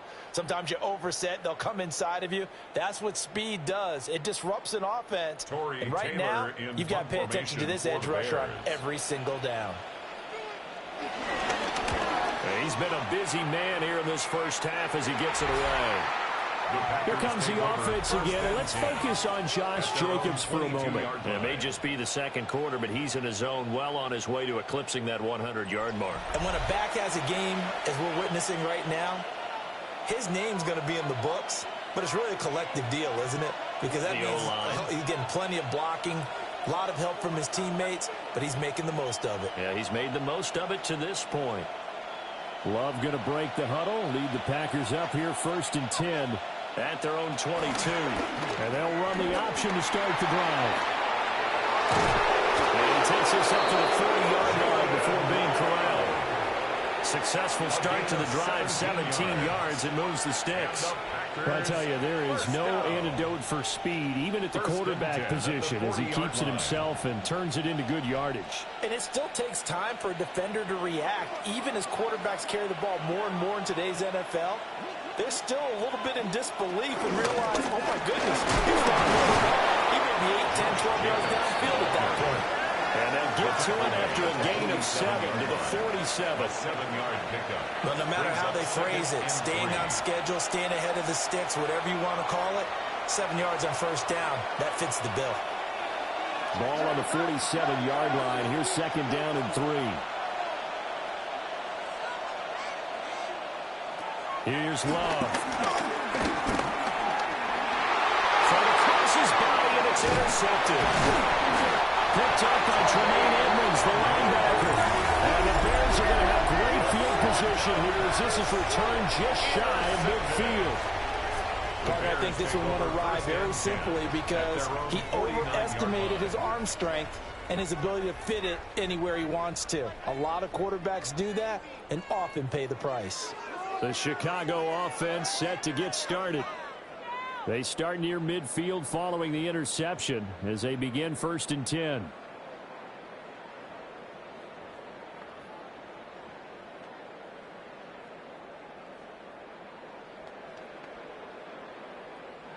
So good starting field position for him here as they come up 1st and 10, just shy of midfield at the 49. Off the play fake, it's Williams.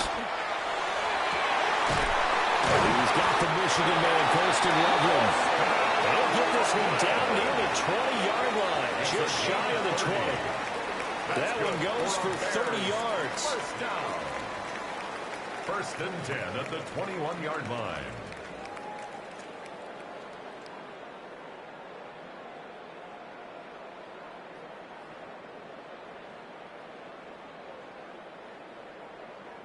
And that might be exactly what they needed to wake up this home crowd. They haven't given them much to cheer for so far, and never underestimate the effect the home crowd with you can have on a game. On 1st and 10, it's Swift. And he'll be taken down at the 2-yard line. That good for 19 and a 1st down. So they go pass, now they go run, and 2 plays resulting in really nice pickups. Certainly sounds like a 50-50 deal, doesn't it? Sounds like great balance. Well, you know what all those coaches have told us over the years, Brandon, that balance is? It means doing what you want to, when you want to. That play calling is working very well for them right now. Swift is going backwards as he'll be tackled back at the 4-yard line. That sends him 2 yards in the wrong direction and leads to 2nd down. That's a really alert defense there because they saw the heavy look come in from the offense, countered it with extra linebackers who brought a little bit of speed and heft, and able to really make a big-time play for their defense. They'll stay on the ground with Swift. And he is met in his tracks behind the line of scrimmage. Officially, it will go as a 1-yard loss, and that's going to lead to a 3rd down. That was well played there defensively. 2 tight ends in the formation, which essentially gave them 7 blockers up front. Hard to imagine with all that size and beef that they could let a tackler through, but that's exactly what happened. A loss resulted. They'll look to throw for it with Williams. And that is caught. Touchdown. A 5-yard touchdown. And the Bears have got it back to within a score. And down near the goal line here, they're able to throw it in. And the key word, quick. Quick hitter. Out of his hands fast, into the receiver's hands even faster.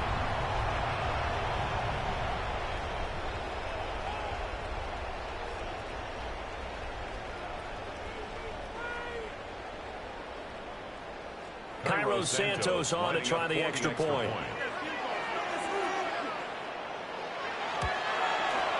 And they're back with the field goal. It's 10-7 now. The drive summary that time, 5 plays. And it culminates in a touchdown for Chicago.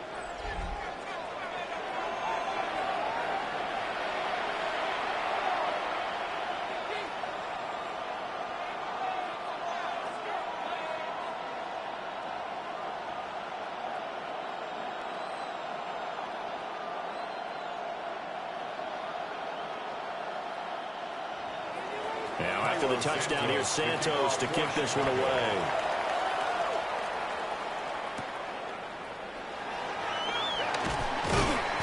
And he takes this near the 25. Just a little pass there. Call it the 26.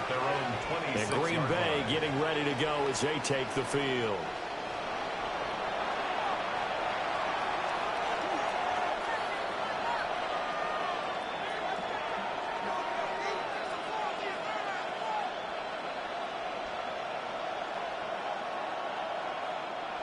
Loving the Packers now with a 1st and 10 at their own 26. Trying to shake off the interception. He'll look to throw. Now he'll tuck this and run. And down he goes, but he takes it up to the 40. Good coverage downfield led to him taking off, picking up the first down on a 13-yard run. First down. A gain of 13 yards. First down, Packers. Evident there that he learned his lesson from the last drive. No way he was going to force a throw that time. When nothing broke open, kept it, and ended up running for a first down himself. They'll give to Jacobs running right to the 43, second down. Give credit to the defense for stringing that play out, and they gave up no cutback angle. You know he was trying to dart through. No place for him to go. A nice job there, only giving up a 3-yard gain. Here's 2nd and 7.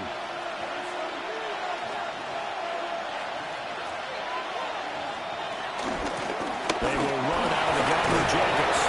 And he'll be taken down, but not before he works it past the 50. 89 yards for him on the ground so far tonight as he has been terrific in this first half.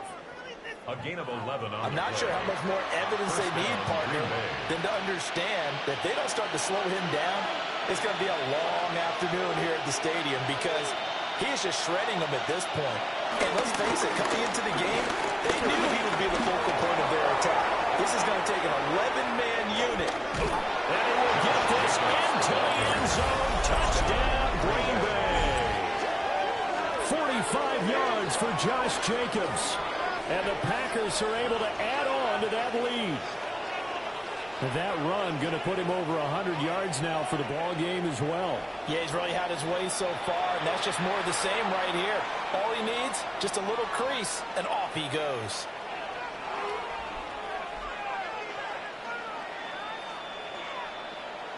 Now McManus to tack on the extra point.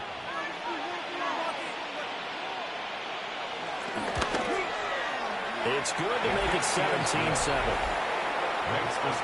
So that drive, 4 plays. And it was capped off by a touchdown run from Josh Jacobs.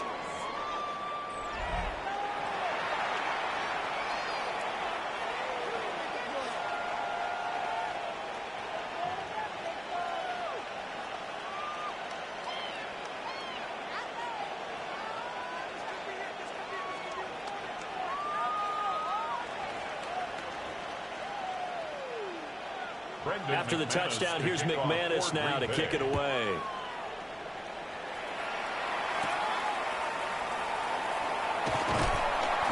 And he'll be tackled just shy of the 25. The Bears offense out there set and ready to go. They trail by 10, 17-7 as they come up on a 1st and 10.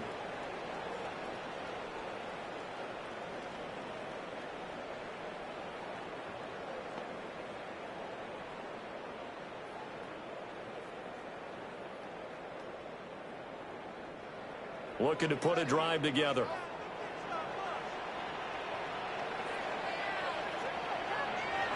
Throwing to start the drive. Williams. This will be caught downfield by Moore. And he goes out of bounds just shy of the 45. Great way to start the drive. 20 big ones and a first down. I tell you what, when you're down on the scoreboard, you've got to look to your stars, and that's what they do here to start the drive. I wouldn't be surprised if they looked his way a few more times in short order. That one, well designed, and it's a quick first down. And he'll lose yardage here, back at the 41. Call it a full 3 yards in the wrong direction there. Brings up 2nd down.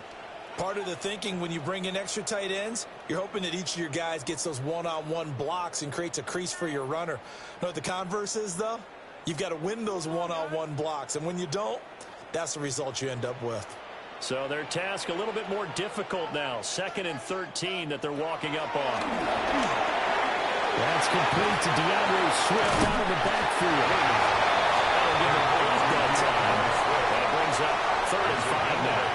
I like the play call coming right after a tackle for a loss because this is an obvious passing situation, but instead they fooled them a little bit with the screen, and they wound up getting back what they lost and then a little bit more. The offense on 3rd down tonight, they've converted just 2 for 6 thus far. This will be 3rd. And the Packers give him nowhere to go. They bring him down. Quay Walker came through to make the sack. fourth down. These sacks now, they're starting to pile up, Charles. And that front seven defensively, they've had their way with this offensive line. And I think at this stage, we have to start thinking about different play calls. We've got to start helping this quarterback out because the entire game he's been under siege. I don't care what the down and distance. They've got to get the ball out of his hands a lot quicker.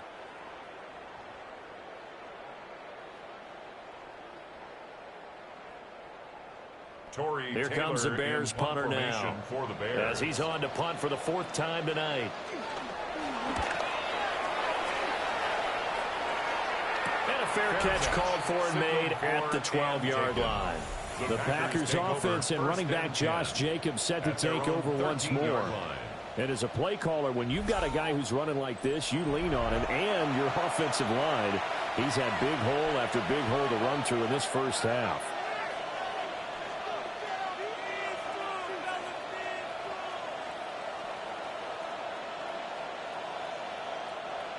About set to get this drive started, the Green Bay offense at the line.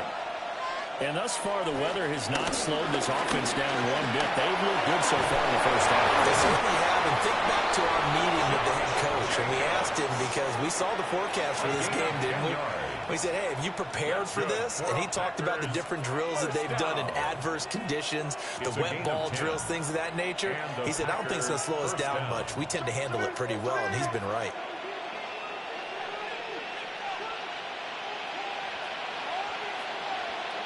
Love looking to throw it.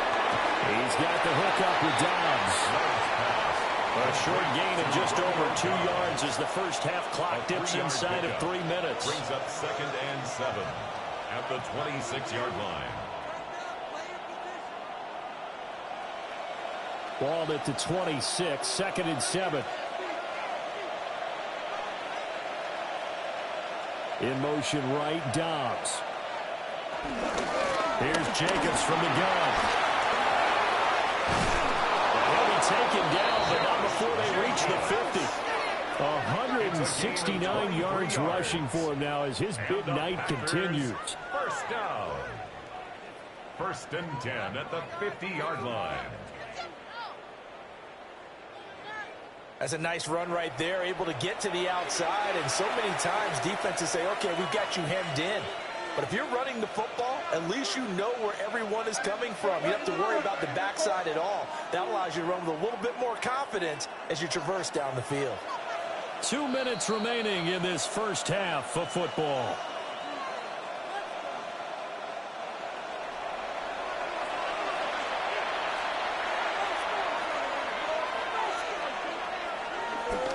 Right back to him on first down. He'll be taken down at the 48 for a pickup of 2 yards. That's a real nice job there by the defensive front. They just engaged and held their ground. But how about the guy who made the play? We often talk about whether they take a good first step or not. Many times you just don't take any step. Just get your feet moving, get your body going, and then once he made the read, he was able to make the play. And he'll get inside the 40 to the 39. 9 yards to pick up there, and it's a first down. That's another. Now, this is an example of breaking down a defense because on a lot of these runs, he's getting past the point of attack, and guess what he's doing? Forcing the secondary guys to have to make a lot of tackles. So from the 39 now, they'll come up on a 1st and 10. Off the option, here's Jacobs. And for one of the first times tonight, he's going to be held up at the line of scrimmage. No gain on the play there, 2nd down. And 10. His carries tonight, they're getting up there, so maybe one of those every now and then is understandable. I would agree with that. Understandable every now and then. Sometimes you come back and you fake it to him and go play action. But other times you say, okay, they got him on that one. We'll come back to him in another game. He's brought down at the 34. Call it a gain of 4.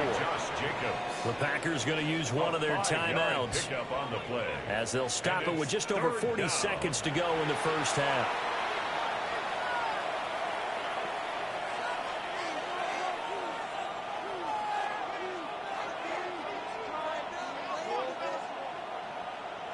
So it's 3rd and 6, and this will be the 8th play of the drive.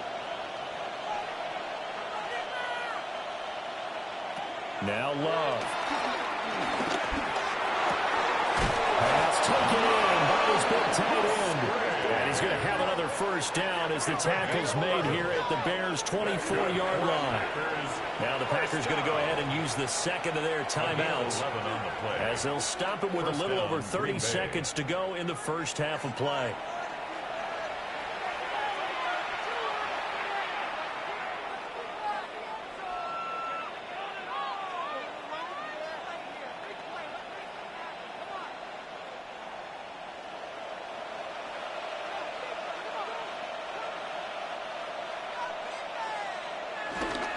To the running game with Jacobs. And they will eventually get him down, but he's inside the 5 all the way to the 3. That's good for 21 yards and a first down. First down. First and goal, Green Bay. And they line up now for what will likely be the last play of the first half. Jacobs. Fighting, but he won't get too far. Maybe a yard, that's all, down to the 2. And we're going to get a timeout with 2 seconds remaining in the second quarter.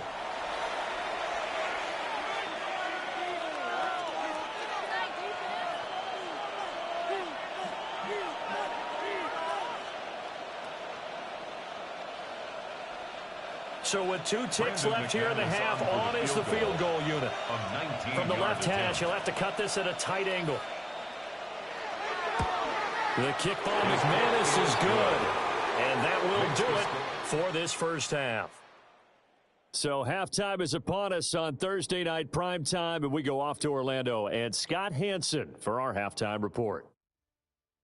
Okay, Brandon, thank you. And welcome in, everyone. Scott Hansen in Orlando, where it almost never snows. These two teams dealing with a light dusting, and that's expected to go on into the second half. Who handles it better? Let's go back out to the stadium and check in with our commentary team, Brandon Godden and Charles Davis.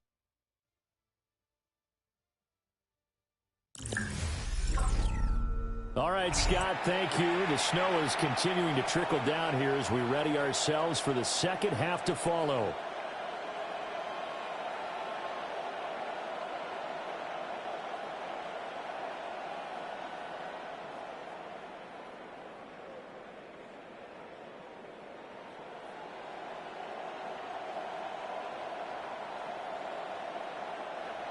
The lake effect snow set to continue for the second half of action as we are back underway. Well, now how about this return? And he nearly broke that for more, but as it is, still a good return. They'll start the drive right around the 37. The Bears offense set to go to begin the third quarter. By no means certainly are they out of this contest. 2-score game start of the third quarter, but you feel like if they don't get points and then they give up points, then it can become a slippery slope. This feels like an important possession. Yeah, and that slope becomes even more slick if you come away empty-handed on this drive, because then you give them a chance to extend their lead. You need some kind of points here, even if it's just a field goal. It's what I call one of those calming drives, try and slow things down a little bit. And nothing much materializing there on the first down run. He'll get a couple, and that's it. Defense is always talking about earning the right to rush the passer on third down. And you know what offenses want? Win first down so they can set things up for themselves better. And that wasn't helpful there. Not a big impact on first down. This is 2nd and 8.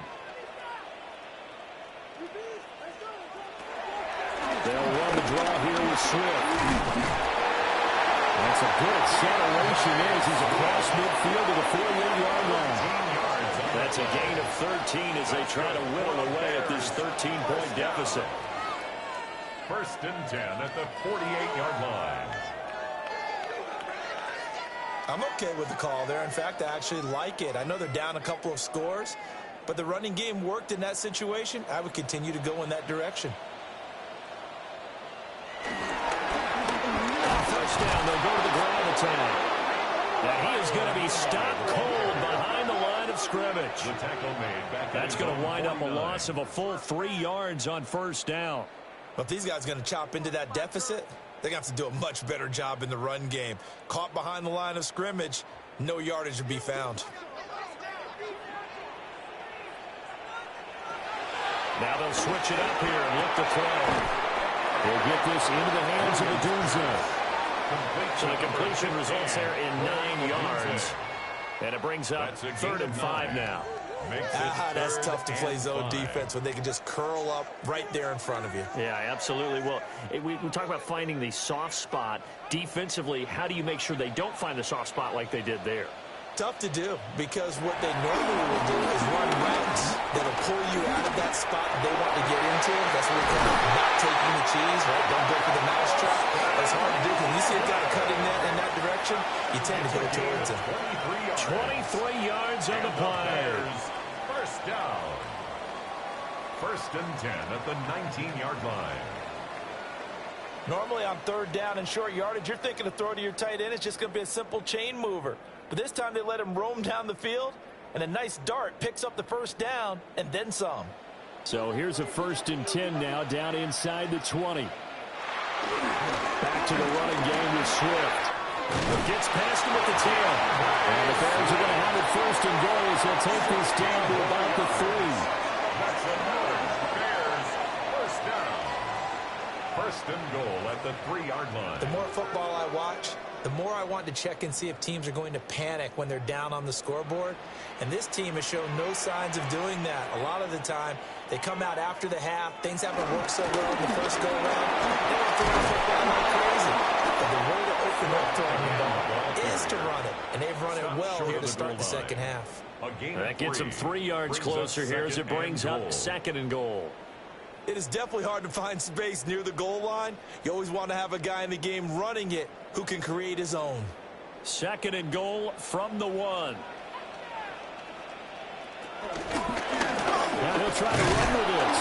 And he probably should have given that one off as he's going to get hit and taken down behind the line. It's a loss of 2, now 3rd down. And goal no question, he's so dangerous down here near the goal line. The safeties, they have to be involved in run support against a quarterback like this. And in turn, they're going to ask their teammates to be involved as well. A big play forthcoming. Here's 3rd and goal.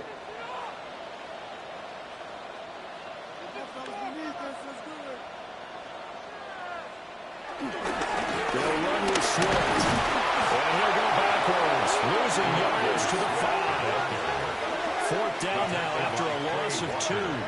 I know they're going through all the possibilities right now, but the truth of the matter is a field goal doesn't do them a ton of good.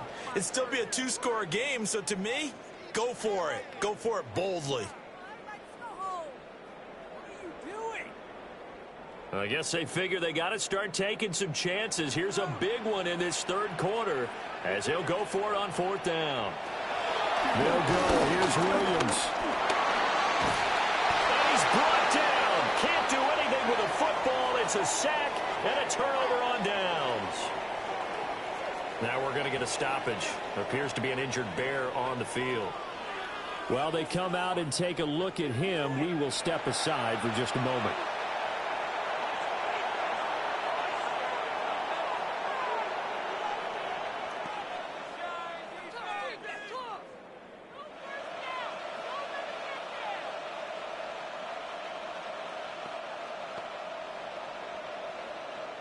The Packer offense ready to get their next drive underway.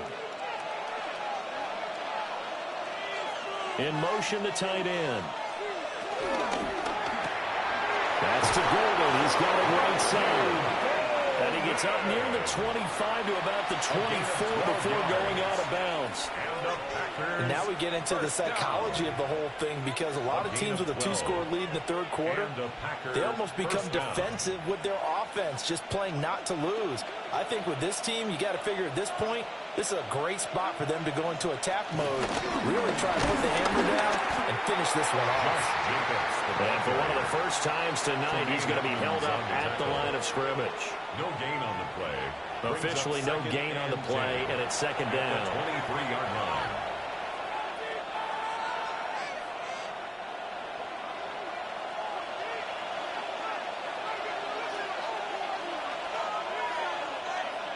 And they'll send the tight end in motion. Love fires that quickly outside. It'll go as a gain of 4. And now 3rd down and 6 to go. And it's 3rd down.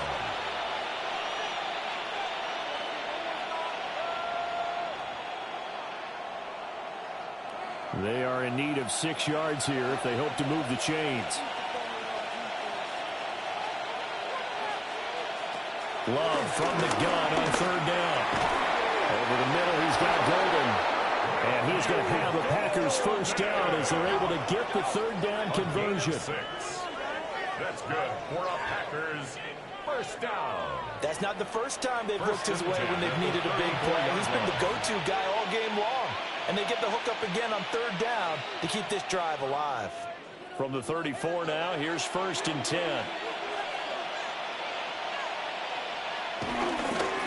Running straight ahead is Jacobs. And he'll take this ahead for about 4. 2nd down coming up. That's a really good gain right there. They picked up 5 yards halfway to a 1st down. The only problem now in the huddle, everyone's going to want to touch the football. Be a lot of chattering now because they've seen that they can move the line of scrimmage.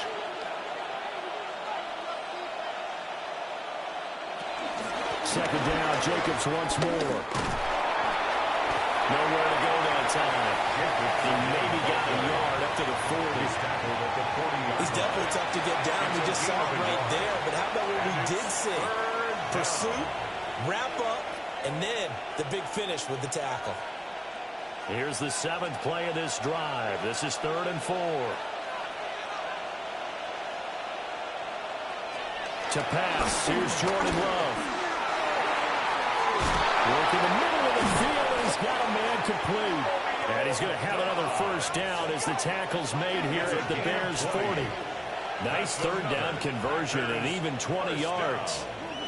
1st and 10 at the 40-yard line.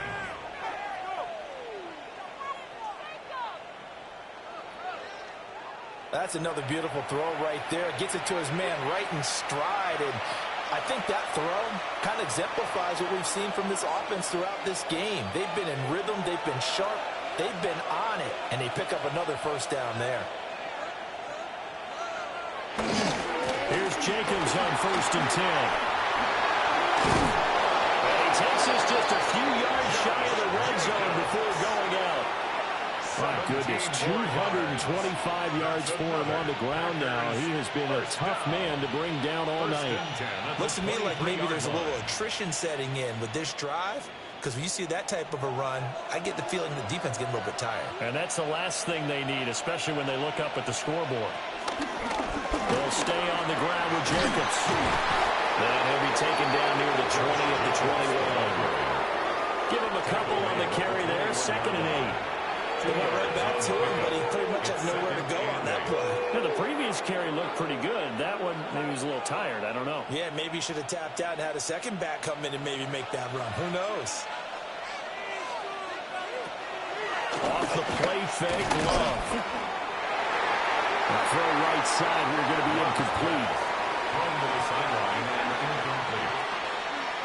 It's 3rd down and 8 yards to go. So the failure to connect on 2nd down, that leaves him staring up here at a 3rd and 8.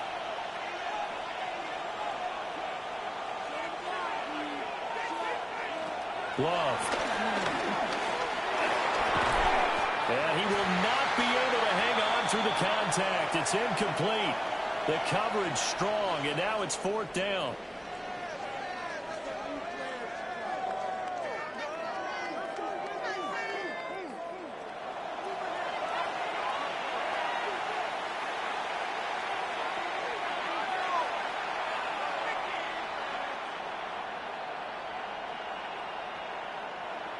Now McManus will line up for the field goal. From the right hash, it's a 38-yard attempt. The kick by McManus is good. And that will extend their lead even further. So the lead grows here incrementally, but I think the way their defense is playing, you feel okay with just getting 3. They've definitely been stout so far, but now that could all change because if one guy gets loose for 70 yards, this is a different game. But as it stands, field goals are good. Just keep adding to that lead.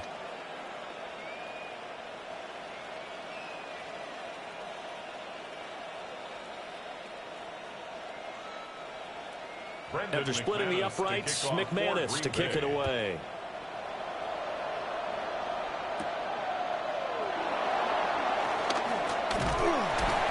Good return, but he pays the price at the end of it as he's picked up and thrown down. And now Chicago getting ready to go as they take the field. They've got some stuff to build on from that last drive because they moved the football, CD, and then they tried to go for it on 4th down, didn't convert, probably left a bitter taste in their mouths. I would say so, and I think that they go out in this series determined for that not to happen again. In fact, they don't even want to get to a 4th down opportunity. They just want to make sure they get it done within the parameters that they've set for themselves. Run their offense, get it into the end zone. Yeah. Well, tries to force it in, and it's intercepted. And they take possession of the football and have it at the 36-yard line. Well, it's a cold night, and whether you're a quarterback that wears a glove on his throwing hand or not, that ball is a rock, Brandon. You've got to really drive it through the cold and the wind, or it can take off on you. And that may have been what happened there. Here comes the offense again, and let's focus on Josh Jacobs for a moment. He has had a whale of a game. In the 3rd quarter, you're already over 200 yards. I don't know what more he can do at this point. Not a whole lot, and what he has found is that zone that we always talk about, where every carry feels great.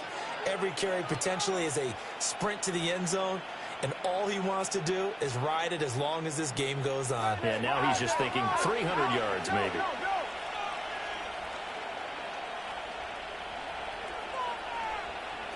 Following the interception, Love. Pressure, and he's taken down. There's sack.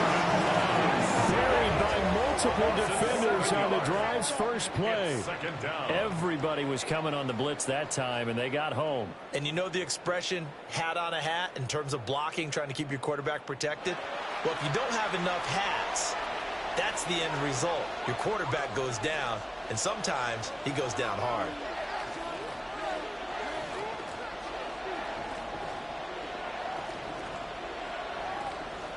Don't need it all back at once, but you figure they're going to need something here. 17 yards to go on 2nd down. To throw now. Here's Love. Now they go screen. It's complete. And he maybe makes it back to the line of scrimmage. That's it. Nothing on the screen that time. Now it's 3rd down. As a defense, you're more balanced when you're in zone coverage because you're able to keep your eyes on the quarterback and see the play develop in front of you. They're able to keep the quick pass in front of them and stop it right at the line of scrimmage.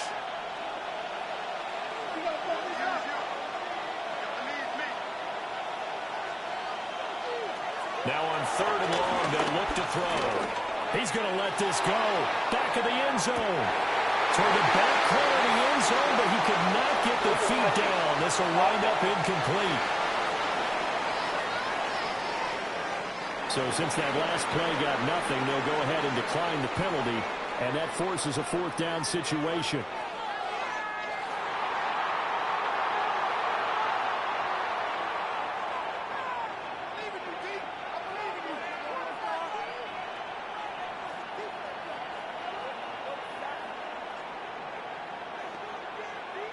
On now is the Packers punter, as he'll punt it away for the 2nd time.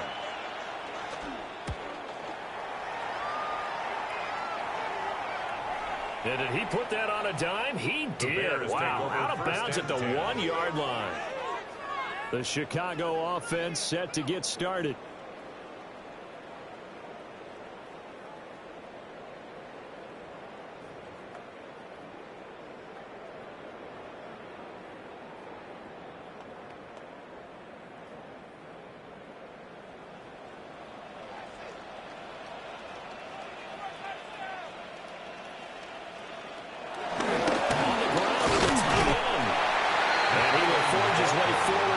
To the 2-yard line. 2 yards on the pickup there. It'll be 2nd and 8. If they want to start getting back into this game, it behooves them to get better on 1st down. Yeah, certainly not what they were looking for there out of the opening play of this drive. Inside 4 minutes to go, 3rd quarter. Swift will try at the middle. And he is met in his tracks behind the line of scrimmage. He lost 2 there, and it's 3rd down. And they have just not been able to block him at all throughout this game. Seems like every other play, he's doing something in the backfield. Already got 2 sacks, and now here's a tackle behind the line. These guys have punted 4 times already, and they're staring at a 5th, barring a conversion here on 3rd down. They'll try to run this one around the gun. And they'll rally and stop him short of the 1st down at about the 6. It's a 6-yard gain, and it leaves them looking at a 4th down. And once again, leverage wins. The offensive line, lower than the defensive front. They moved them and found some good space for the guy carrying the ball.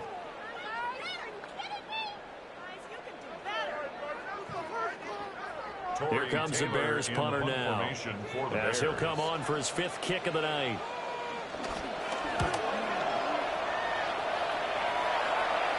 Now a fair catch taken, maybe a yard or 2 shy of midfield.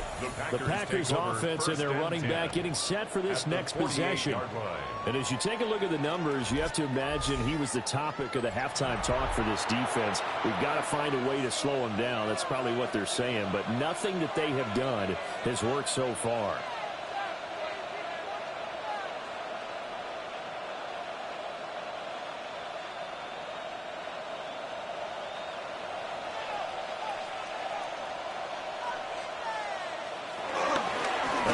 Jacobs running to the left. And he can only manage to get a couple. 2nd and 8 coming up. Some teams like to start aggressive to begin a drive, but this is still what you expect to see in normal situations. Just call a simple run, get a few yards to begin the series, and set yourself up for something bigger on 2nd down. Ball spotted at the 45. Here's a 2nd and 7. Jacobs going to try the middle. Oh, that one well designed as he'll take this down to the 30-yard line. Give him 15 there, and the Packers have a 1st. He continues to have a big night here under the lights carrying the football. And some guys prefer night games. For whatever reason, their bodies react a certain way. They love the spotlight. Maybe that's what it is. The best seats in the house, the ones where he's carrying the football for his offensive teammates. The worst seats, the 11 guys trying to tackle him on defense. And for one of the first times all night, he's going to go nowhere as they bury him behind the line. That last play, though, not indicative of the night he's had running the football. No, you're exactly right about that, because all through this evening, it's been their night, hasn't it? One play here, they get it against them. I wouldn't worry about that very much at all. Just continue to do what they've been doing. And that falls to the ground, incomplete. A nice job of bodying him up defensively, and now it brings that 3rd down. And, partner, to me, that one was all about timing. If he's there too early, it's going to be a pass interference call. If he's too late, it's a completed pass. He was Johnny on the spot on that one. From the gun on 3rd down. Love. Oh, he's got a man wide open, complete. And he gets this one inside the 15, just a yard or 2 shy of the 10. A big play there as they get the conversion on 3rd and 13. 1st and 10 at the 11-yard line.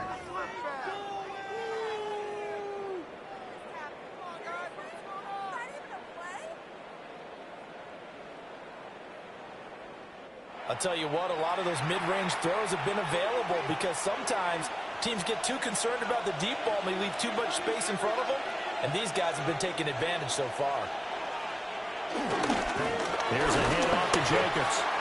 And he'll get this one down to about the 10-yard line. 2 yards on the carry there. It'll be 2nd down. They're in a pretty good spot right now with a convincing lead. I think this is where they put on the boxing gloves, start to try and pound them into submission. And the offensive line, they've controlled this game. I don't see why that trend would change now. 2nd down, Jacobs once more. And a short pickup there down to about the 9. Only a yard on the pickup there, and it'll bring up a 3rd down. 4th quarter coming up here on Thursday Night Primetime. We'll return with more after this break. You're watching the NFL on EA Sports. Back now at Soldier Field. The offense on 3rd down tonight, they're hitting at 60%, 6 out of 10 thus far. This is 3rd and 7. Toward the end zone, but that's going to wind up incomplete. Those strong windows get a lot tighter near the end zone, don't they? And here's the thing. You already probably have 3 points in your hip pocket. You force a throw here and give up an interception, you come away with nothing. Especially tough in the middle third of the field where he threw that one. A 26-yard attempt. The kick by McManus is good.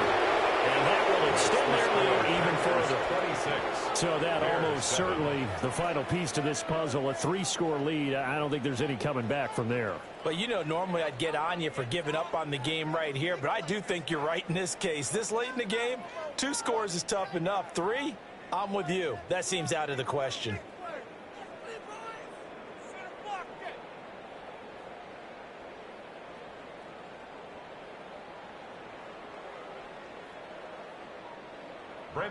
After splitting the uprights, McManus to kick it away.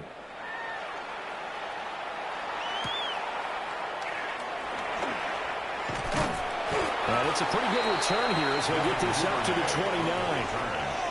Onto the field now come the Bears.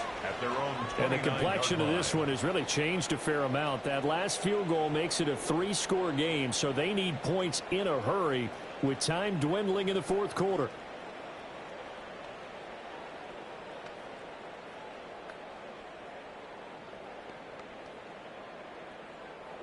Looking to put a drive together.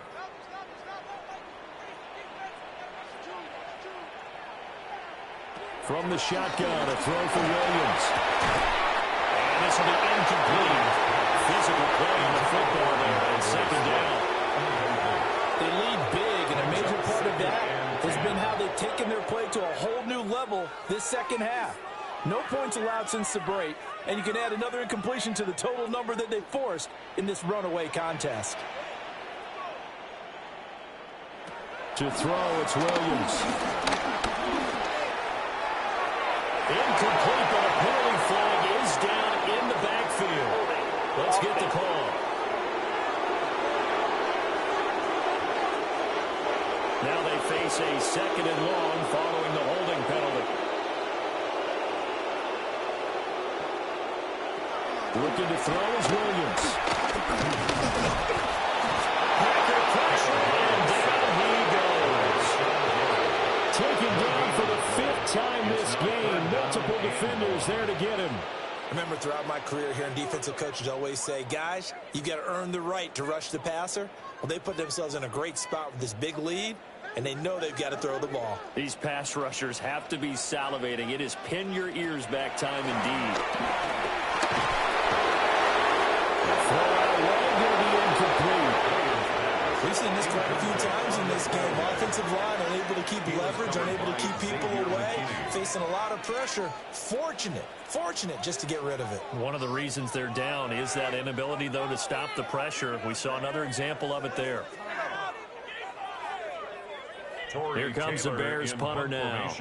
As the drive goes backwards, so he's on to punt it away. And the return man will shuffle through the white stuff, secure the fair catch with both hands. They call it 38 yards on the punt, no return. And it'll be Packer football here. 1st down and 10.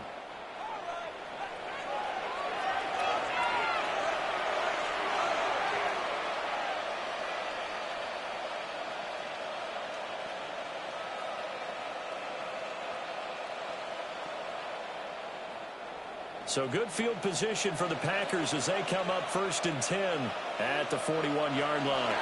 On the ground is Jones to start the drive. He had to fight that time. Ran through 1 tackle, but ultimately he's only going to get back to the line of scrimmage. Run blitz there defensively, something we might see more of here in the fourth quarter. I think we'll see a lot of it, and the difference between that and a pass blitz, you're trying to get to the quarterback. You're trying to scheme someone open who will get to the QB and make sure he gets on the ground. In a run blitz, you're actually trying to cover up gaps, trying to cover up holes so they can't run the football. 5 yards on the play, and it's 3rd down.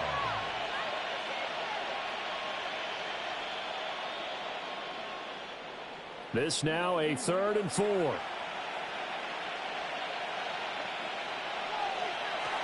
Throwing. Love. And this pass broken up. Excellent coverage there on third down, as that was not an easy one to hold on to. Oftentimes when you're losing a game and the team's still throwing with this kind of a lead, you start playing a little more physically. And they took that opportunity right there to be extremely physical and force that incompletion. On now is the Packers punter, as he'll come on to kick this one away. And this punt sails over the sideline, and the spot, it looks to be right at the 25-yard line. Here's the Chicago offense coming back out onto the field. Even though they were able to force the punt defensively, still a big hole to climb out of, especially at this late stage of the contest. Looking to put a drive together.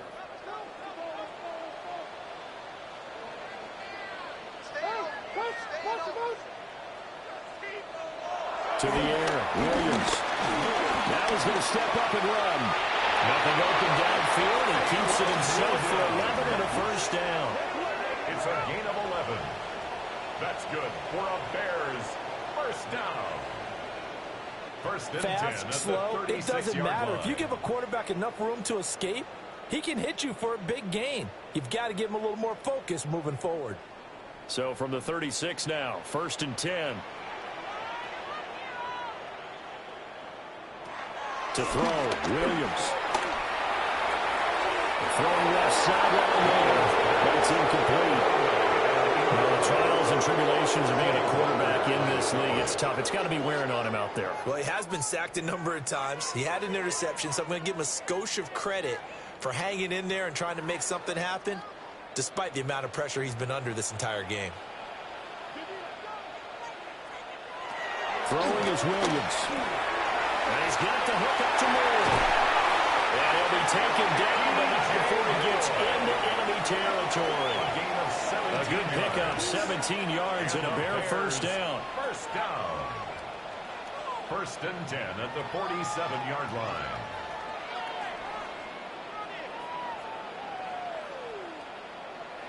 This defense has certainly had an outstanding second half, haven't they? I know they just gave up a first down there, and for the offense, they're hoping that that's something that they can jumpstart with and maybe start to move the ball a little bit better. But it's been tough sledding for them here the entire second half. And they'll wind up getting this to the 37, gain of 9. A gain of 9 brings up second and 1 at the 37-yard line. Second down and a little more than a yard here. Here's a give up the middle.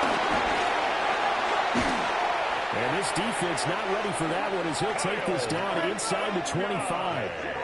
Mark that down as a pickup of 13, and the Bears have the first. I think they like this drive a little bit better there, partner. Running game helping out, picking up some of the slack. Because remember, the last drive they went 3 and out.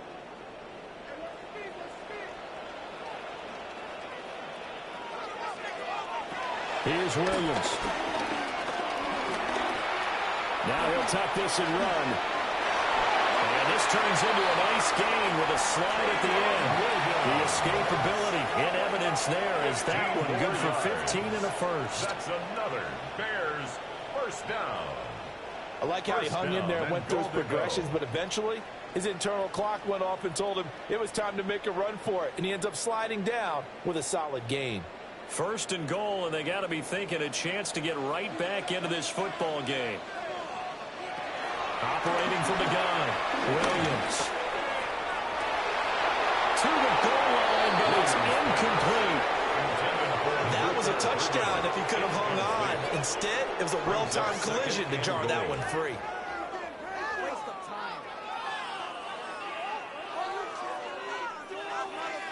Two of their 3 red zone trips so far they've come up empty on. They'll look to reverse that trend on second and goal.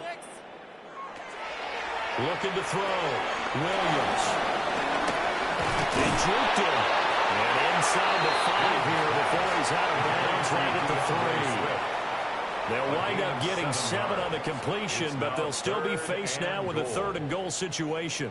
He's had success running the football, and this is more or less an extension of that because they drop it off to him on the screen. And I'll bet he's thinking to himself, if I didn't have to slow up a bit here in traffic, I could have really made something out of that one. Looking end zone, but it's incomplete. So now 4th and goal. You're trailing by a decent amount here. What are you doing, Coach Davis? Well, I've got to think to myself, just how many more opportunities am I going to have this close and have this chance? I've got to go for it right here. The clock's dwindling on me. Let's go get it done. A 20-yard attempt. Santos' kick is up and through, and that'll get the deficit back to 16. Well, with that field goal, you can argue they needed to get back within 2 scores, and they did indeed do that, but still a pretty uphill battle. Still going to take 2 fourth-quarter touchdowns to get back into it. And as you and I know, that's a tall order against any NFL defense. They're going to need their own defense to make some plays as well to give them an opportunity.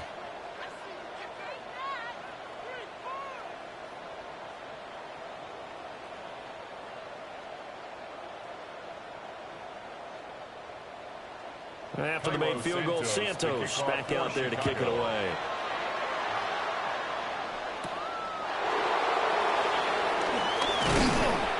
And able to get this out to the 25. The Packer offense now ready to get back onto the field. Now, there are 2 scores on the plus side. Still time here in this 4th quarter, but maybe you start thinking about playing keep away? Yeah, I think here's the situation. You're not thinking touchdowns anymore. You're just thinking first downs. To keep up with your theme there, playing keep away, first downs, they can't touch the ball. Love going to break the huddle, lead the Packers up here 1st and 10 at their 25-yard line. They'll try and start this drive in the air. He hits Downs on the crosser. And he'll be tackled right on the chalk of the 45. An ideal beginning of the drive there as they'll get 20 and a first down. First down. It's a gain of 20. First down, Green Bay. Well, how about this aggressive approach? Got the lead, 4th quarter, continuing to throw the football. Are you thinking about Super Bowl 51? Atlanta had the lead against New England, and they ended up giving it up? I was going to say, don't say it, but you did say it. I didn't I? Yeah, anybody watching Atlanta? And for one of the first times tonight, he's going to be held up at the line of scrimmage. Officially, it's a 1-yard loss. That's going to bring up 2nd and 11. Finally, defensively, they have a little clip to show positive for actually stopping him running the football. It's been a really long night for them, hasn't it? So they got a little bit of a win there, but let's face it, the vision that he's had running the football has carried his feet to the open spaces and the big yardage on that one. Past midfield, just a yard or 2 shy of the 40. A good-looking drive for the Packers so far. It's a first down. I like that they're staying aggressive on offense because, to me, this drive is what is known as a put-away drive. You score here, that might put this one to bed. I like the fact that they're playing with confidence and not playing with fear. On the handoff, this is Jacobs. And nothing much materializing there on the first down run. He'll get a couple, and that's it. I'm sure that that's going to be the formula. Just keep the ball on the ground, keep that clock moving. And when you have the lead this late in the game, above all, stay in bounds. Yes, take care of the football. Yes, gain yardage, but stay in bounds and let that clock tick. 2nd down, Jacobs once more. And they'll wind up getting this one all the way down inside the 20. That good for 22 and a first down. That's another Packers first down. No doubt those are the types of carries they're looking for here, Charles. The lead in the 4th quarter. This is when coaches that have a reliable running game, they breathe a little easier on the sideline.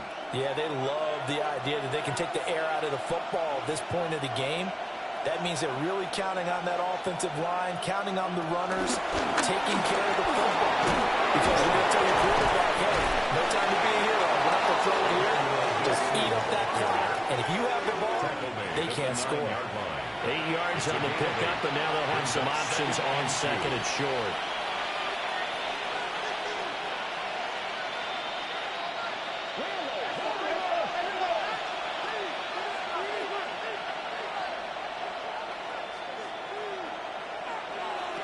Switching things up, they'll throw it now with Jordan Love. Toward the end zone, but that's going to wind up incomplete.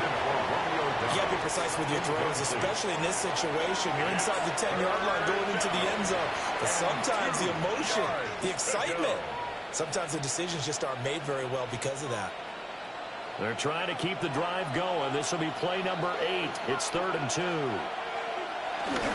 They'll try and pick it up on the ground with Wilson. And he gets the first down yardage he needs before he's brought down at the 6. Give him 3 yards and a fresh set of downs.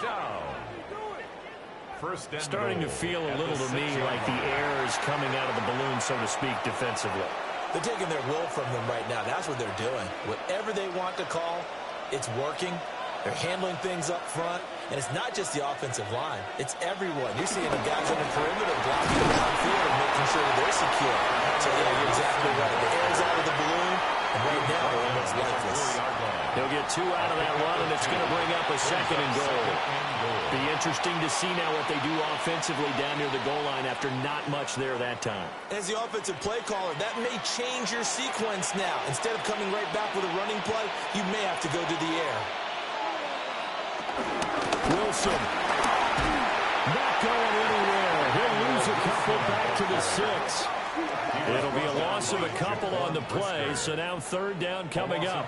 Not only was that a terrific play, but that loss of yardage they created this close to their own goal line, that gives them a little breathing room now as they move them back. And they're breathing fire a little bit right now, aren't they? A lot of confidence being shown by them at this point of the game. He'll try and do this himself. And he's going to take it in. Touchdown, Packers. Jordan Love, a 6-yard touchdown run. And the Packers have put this one to bed here in the 4th quarter. If you're going to play quarterback in the NFL, you've got to have great vision, and you've got to remain calm when things break down in the pocket. Both of those traits were on display there. He surveys the situation, sees the middle of the field open, so he's just going to step up and take it himself. Very well done there. Now McManus for the extra point.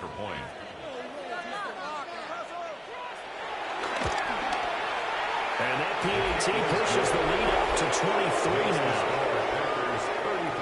A pretty long drive that time. 11 plays all told. And it's capped off by a touchdown run of 6 yards.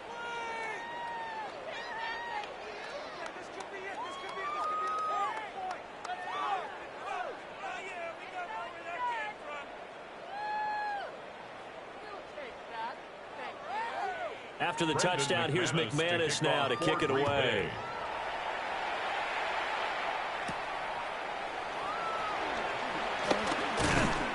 And the tackle going to be made right there at the 25-yard line. Now we're going to get a stoppage. Appears to be an injured bear on the field. Well, hopefully, obviously nothing serious here. Medical staff, though, going to take a peek, and we'll take a break.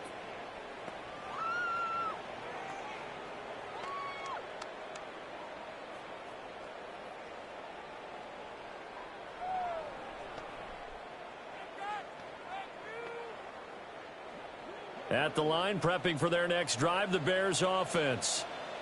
And last time they got 3 points, but it was a chip shot field goal. When you go to the sideline after chip shot field goal, maybe the offense not too bad. It's a balancing act, isn't it? Because you're exactly right. They're none too pleased that they didn't punch it in for 6 points. But they also have to remember they did put points on the board. 3 points is 3 points. And in this league, you take points when you can get them. Not easily done. Well, they had the run for no gain. Now they'll try again from the 25 on 2nd and 10. Open man down the field. That's a Dunze. And on the other side of midfield at the 45. A gain there of 30 big ones. At this stage, there's nothing left to do but to keep firing. And if you're a play caller, you may go off your sheet and use some things maybe you hadn't planned to in this game. Maybe that was one of them there that worked. Working out of the gun, Williams. Nowhere to go here. He lost the football. And the Packers pick it up. And his guys are going to take over at their own 38-yard line. And I don't know that fumble's going to matter. Or not. You look at the deficit here in the 4th. It doesn't matter. The coach on the the sideline still scratching his head. Yeah, not only scratching his head, but probably writing a note or two about, we're going to address this come practice next week, because maybe that's the reason we're down this far. Doesn't matter at this point, but being sloppy throughout the game, not going to help him improve. The Green Bay offense now about ready to take possession here. And they have to be feeling pretty good. Comfortable fourth quarter lead as they take over following the fumble recovery.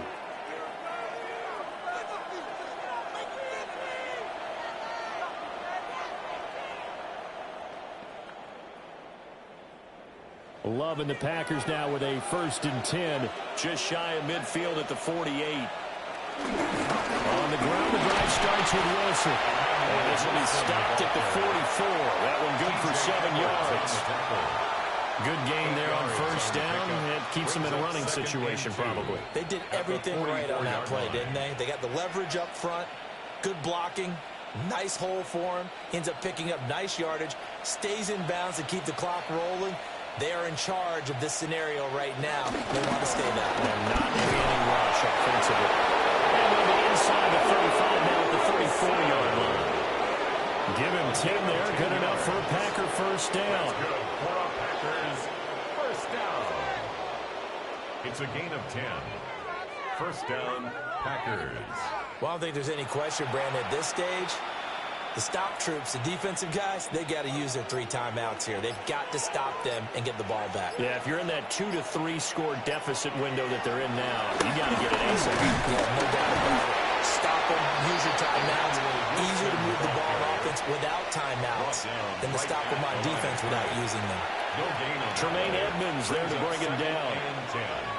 At the Bears' 34-yard line. Now a 2nd and 10.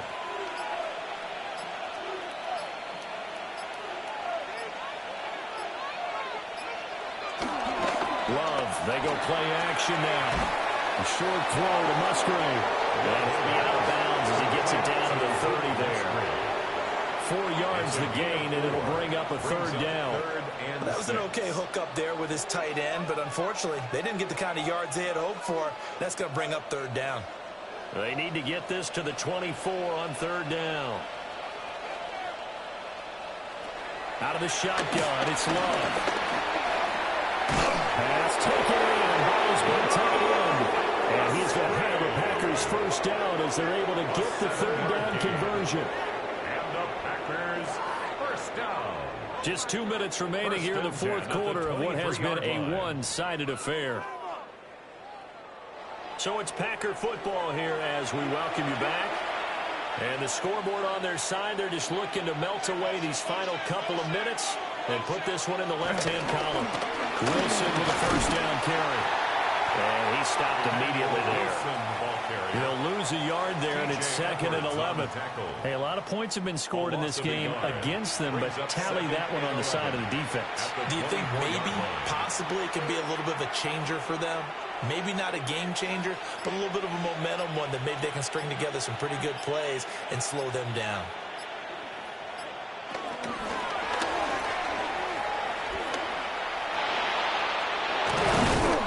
And the ball comes out. Love lost it. And the defense says they have it. They do. One play into the ball game, an early turnover. And maybe some indecision there on what looked to be an RPO. He wound up keeping it. But that defense right on him to strip it away. And typically when we see that type of indecision on an RPO, that means it's well defended. He had nowhere to go with it, and that allowed the defense to get to him and knock it free and make it a turnover. And now Chicago getting ready to go as they take the field. Well, probably not much that they can do at this point, CD. Down 3 scores late in the 4th quarter. This is going to be a little too much to overcome, you would think. Yeah, they'll go down swinging, but in the end, I think we saw the writing on the wall a while back because one team was clearly better than the other in this one. And while it didn't quite reach blowout status, I think we knew who was going to win this one well before we got to this stage. Back foot throw there is incomplete. And that's another play that's painted the picture of this game overall. It's been a blowout. It's been continually fueled by big turnovers and stops for one side and an inability to advance the ball from the other. Here's 2nd and 10.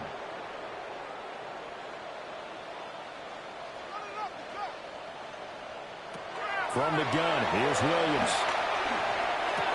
Looking for the out route, and he's got more. 5 yards, now it's 3rd and 5. One thing I think that's safe to say defensively, the tackling's been really good. And because of that, it's been very, very hard for them to move the ball because you're not getting the benefits of run after catch. They're tackling them almost on the spot. That means you have to run extra plays, harder to move it. And to find the open man, that's complete. Now the Bears going to call the first of their timeouts. As they stop it with just over 40 seconds to go in the game. 1st and 10 at the 24-yard line.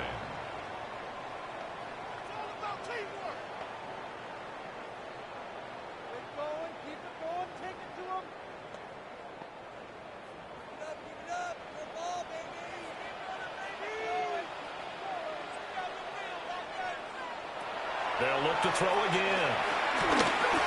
Williams looking to do it himself. And he's brought down, getting this one out to about the 35.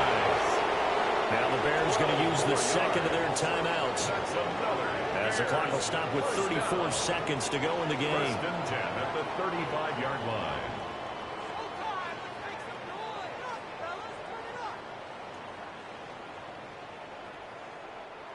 Ball up to the 35 now as they come up on 1st and 10. Back to throw. Williams. He'll look middle here and give it to Odunze. Now the Bears will use their 3rd and final timeout. As they'll stop him with a little over 30 ticks to go in the football game.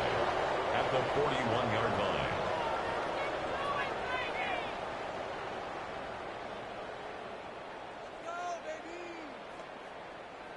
Now 2nd and 5.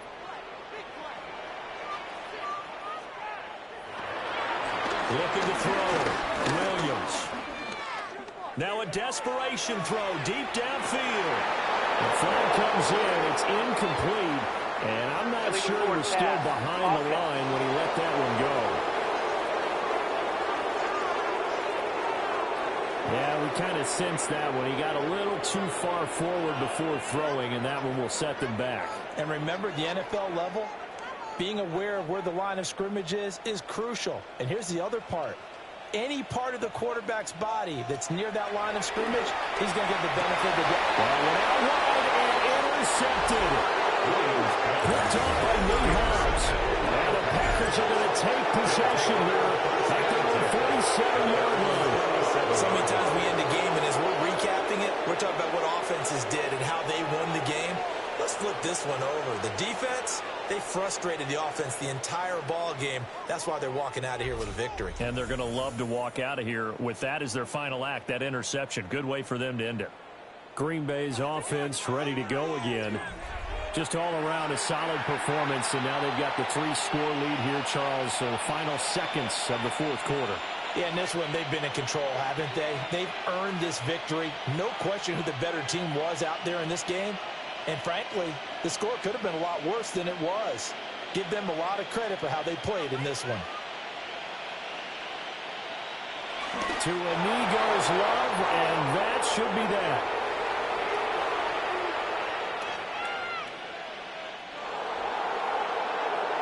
So it's all over. A Green Bay victory. And it was their defense that led the way, allowing just 3 points, that lone field goal in the entire second half. And remember the old adage, offense sells tickets. Defense does what? Wins championships. And in this game, maybe a championship wasn't won, but a game was by the defense, right? Held them in just a field goal.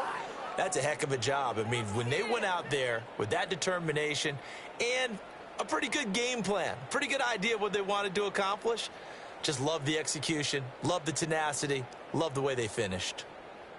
So that'll do it for us. For my partner, Charles Davis, and all the hard-working men and women on our crew, I'm Brandon Gaudin. You've been watching the NFL right here on EA Sports. With that, we say good night from Chicago.